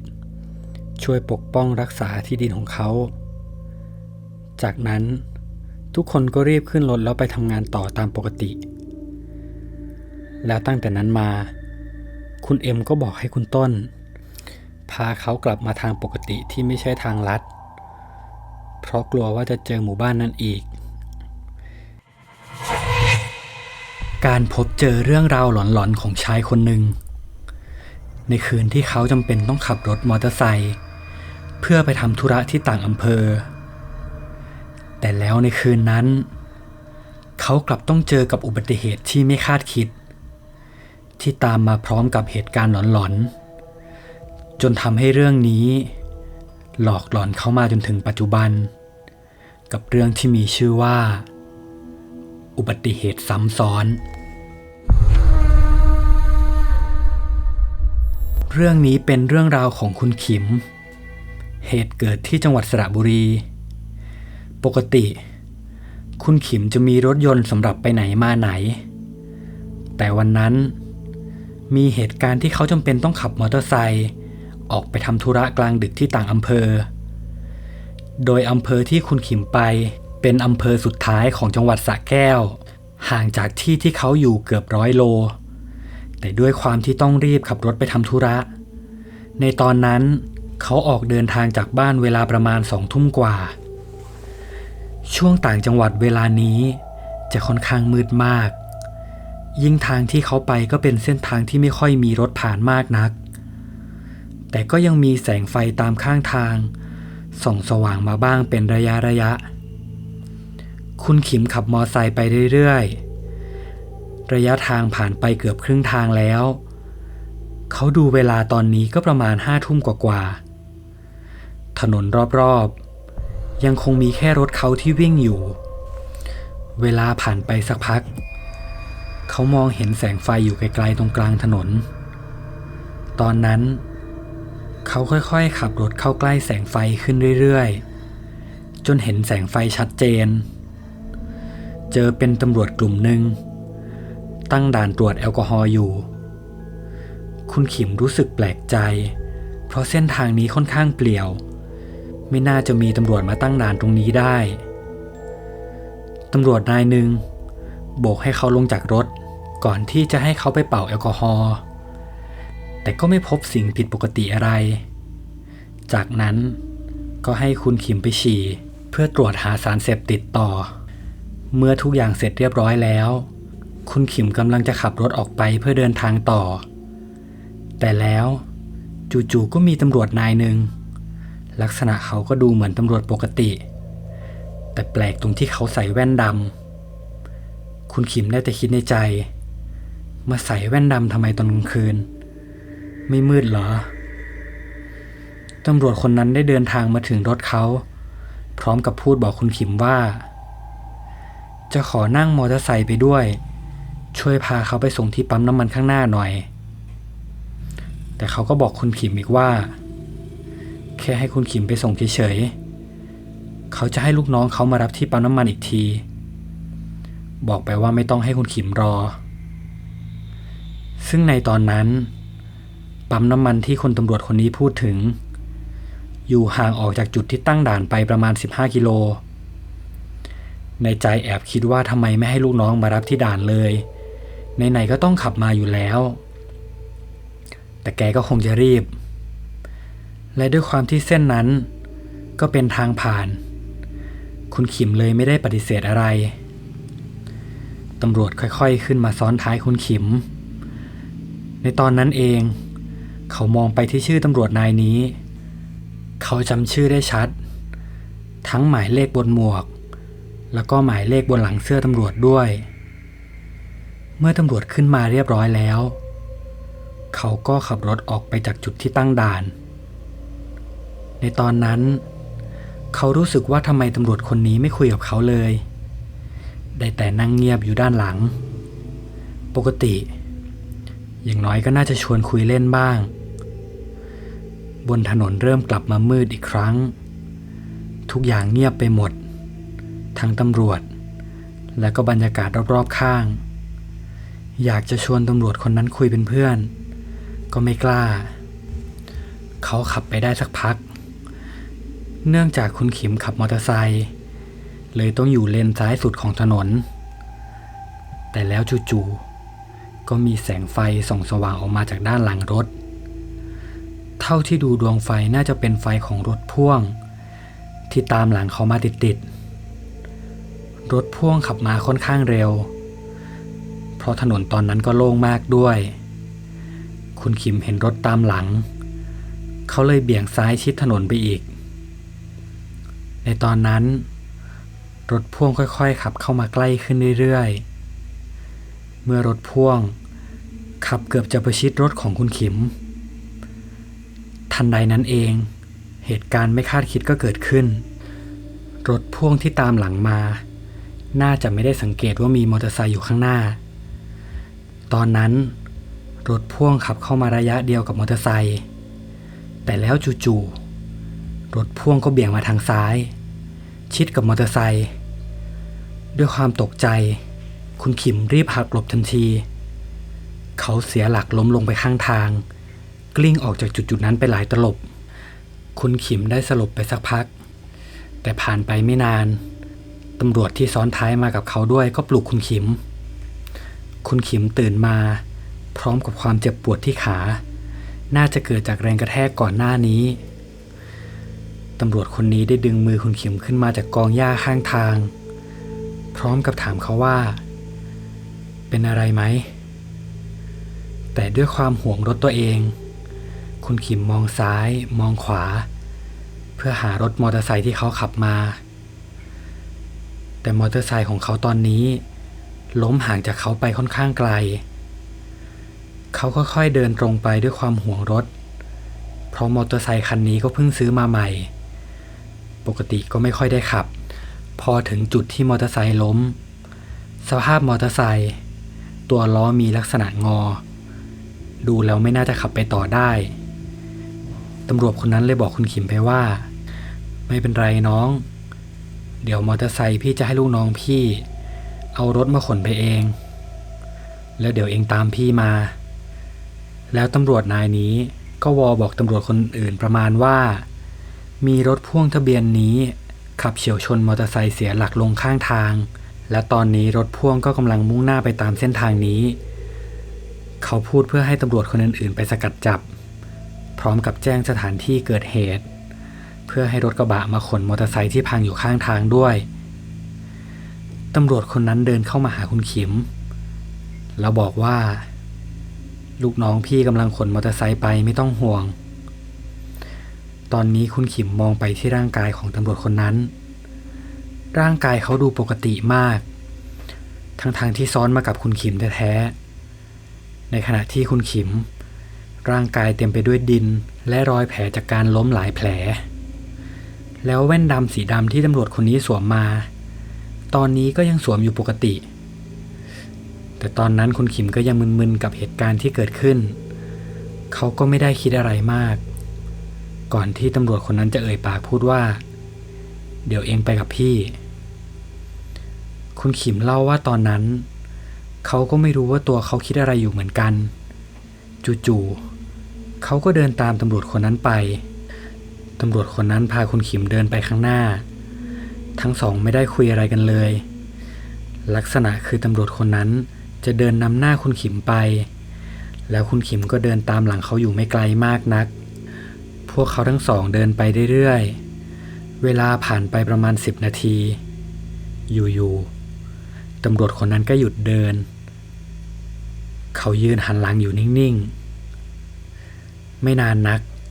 เขาก็ค่อยๆหันหน้าเข้าไปที่ถนน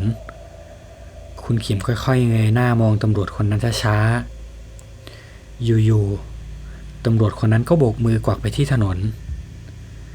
คุณขิมมองไปข้างทางตามมือของตำรวจคนนั้นตอนนั้นก็มีรถตู้คันหนึ่งเข้ามาจอดคุณขิมได้แต่ยืนงงเพราะเวลานี้ก็ดึกมากๆแล้วจู่ๆจะมีรถตู้มาจอดได้ยังไงเพราะถ้ารถตู้ขับมาข้างหลังไฟหน้ารถก็ต้องส่องมาด้านหลังเขาก่อนสิ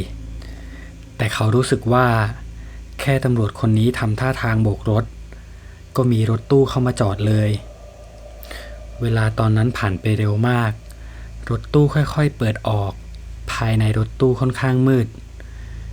แต่เขายังพอมองเห็นเงาคนที่อยู่ในรถตู้เขาเห็นว่ามีคนในรถเกือบเต็มคันแต่มีที่ว่าง2 ที่พอดีให้กับเขาและคุณตำรวจนั่ง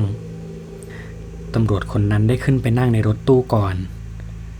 จากนั้นเขาก็โบกมือให้คุณขิมขึ้นรถตู้ตามมา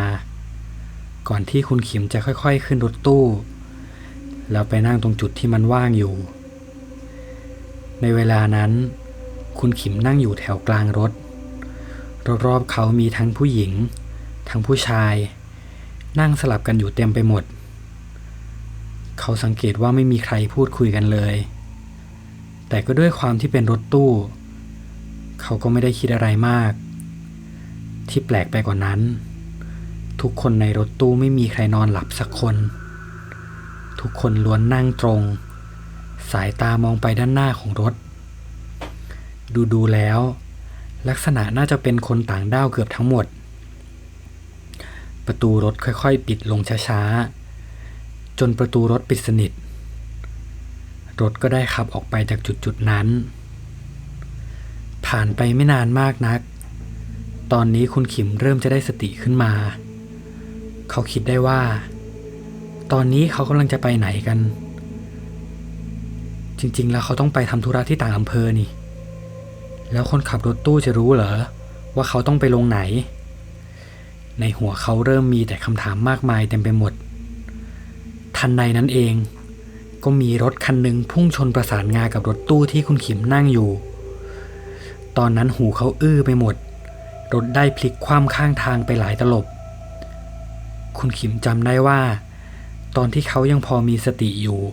เขารู้สึกได้ว่าตัวเขากลิ้งไปตามจังหวะการหมุนของรถหมุนแบบนั้นอยู่หลายรอบแต่ตอนนั้นผู้คนที่นั่งอยู่รอบๆตัวเขากลับไม่มีใครส่งเสียงร้องออกมาสักนิดทุกอย่างเงียบไปหมดทั้งที่รถก็กลิ้งอยู่จนสุดท้ายสติคุณขิมก็หลุดไปเขาตื่นขึ้นมาอีกทีในโรงพยาบาลเขาจำไม่ได้เลยว่าเขาสลบไปนานแค่ไหนแต่ก็มีพยาบาลเดินมาบอกว่าเขาสลบแล้วก็นอนที่โรงพยาบาลมา3 คืนแล้วหมอก็แจ้งอาการเขาไปตามปกติไม่นานนักก็มีตำรวจประมาณ3 คนเดินเข้ามาสอบปากคำคุณขิมในตอนนั้นเขานึกขึ้นได้ว่ามีตำรวจคนหนึ่งที่นั่งรถตู้มากับเขาด้วยความเป็นห่วงคุณขิมเลยถามไปว่าคุณตำรวจที่นั่งรถตู้กับผมเป็นยังไงบ้างตอนนั้นตำรวจทั้ง3 คนมองหน้ากันงงๆก่อนที่คุณขิมจะบอกชื่อตำรวจพร้อมกับหมายเลขหมวกและเสื้อของตำรวจนายนั้นให้กับตำรวจคนอื่นๆฟังแต่พอพูดชื่อตำรวจคนนั้นตำรวจคนอื่นๆทั้ง3 คนที่อยู่รอบๆกลับนิ่งไปสีหน้าแต่ละคนดูตกใจแปลกๆเขามองหน้ากันก่อนที่จะถามคุณขิมว่าไปเจออะไรมาคุณขิมก็ได้เล่าเหตุการณ์ทั้งหมดตั้งแต่เกิดเรื่องให้ฟังเหมือนที่ผมได้เล่าให้ฟังไปก่อนหน้านี้ในตอนนั้นเองคุณตำรวจคนหนึ่งก็เดินมาหาคุณขิมแล้วบอกว่าคุณฟังดีๆนะครับคุณไม่ได้เกิดอุบัติเหตุจากรถตู้แต่คุณเกิดอุบัติเหตุจากรถมอเตอร์ไซค์ล้ม เพราะโดนรถพ่วงเฉี่ยวชนแล้วก็ตำรวจที่คุณพูดถึง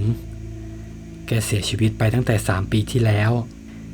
เสียชีวิตในที่เกิดเหตุตอนแกตั้งด่านตรวจแล้วจู่ๆก็มีรถพ่วงพุ่งชนในระหว่างที่แกปฏิบัติหน้าที่อยู่ตอนนั้นคุณขิมสับสนมาก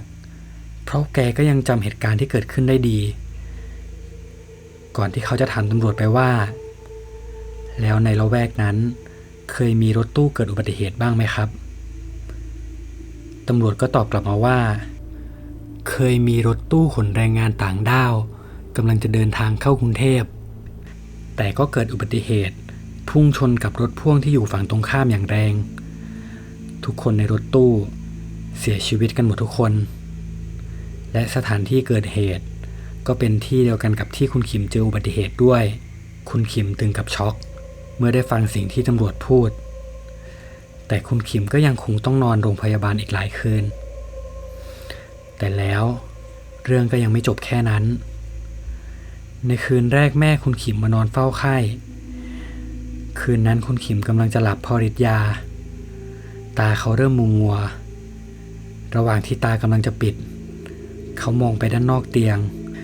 เจอเป็นรูปร่างชายคนหนึ่งสวมชุดตำรวจยืนอยู่ข้างๆเตียงเขาตอนนั้นคุณขิมตกใจมากเขาลืมตาขึ้นปรากฏว่าตำรวจคนนั้นคือคนเดียวกันกับคนที่ชวนเขาขึ้นรถตู้แล้วรอบๆเตียงเขาก็ยังมีคนที่นั่งอยู่ในรถตู้ตอนนั้นยืนล้อมรอบเตียงเขาไปหมดเขาพยายามขยับตัวแต่ก็ทำอะไรไม่ได้จะร้องก็ร้องไม่ได้สักนิดเวลาผ่านไปเกือบประมาณ10 นาทีที่เขาเจอเหตุการณ์นั้นแต่แล้วคุณขิมก็ได้ช็อกและหมดสติไปเขาตื่นขึ้นมาตอนเช้าพร้อมกับเล่าเรื่องที่เจอมาทั้งหมดให้กับแม่ของเขาฟังก่อนที่แม่ของเขาจะบอกเขาว่าก่อนหน้านี้ที่เขายังไม่ฟื้น3 วันทุกวันเขาจะดิ้นอยู่บนเตียงเหมือนกำลังวิ่งหนีอะไรสักอย่างซึ่งตอนนั้นคุณขิมก็จำเรื่องราวที่เกิดขึ้นกับเขาไม่ได้เหมือนกันแม่บอกว่าบางทีผ้าห่มที่เขาห่มอยู่ก็ยุบลงไปลักษณะเหมือนมีใครนั่งทับร่างเขาอยู่ตลอดเวลาเขาพยายามดิ้นเพื่อให้หลุดจากตรงนั้นจนแม่ต้องนิมนต์พระมาทอดผ้าบางสกุลให้บนเตียง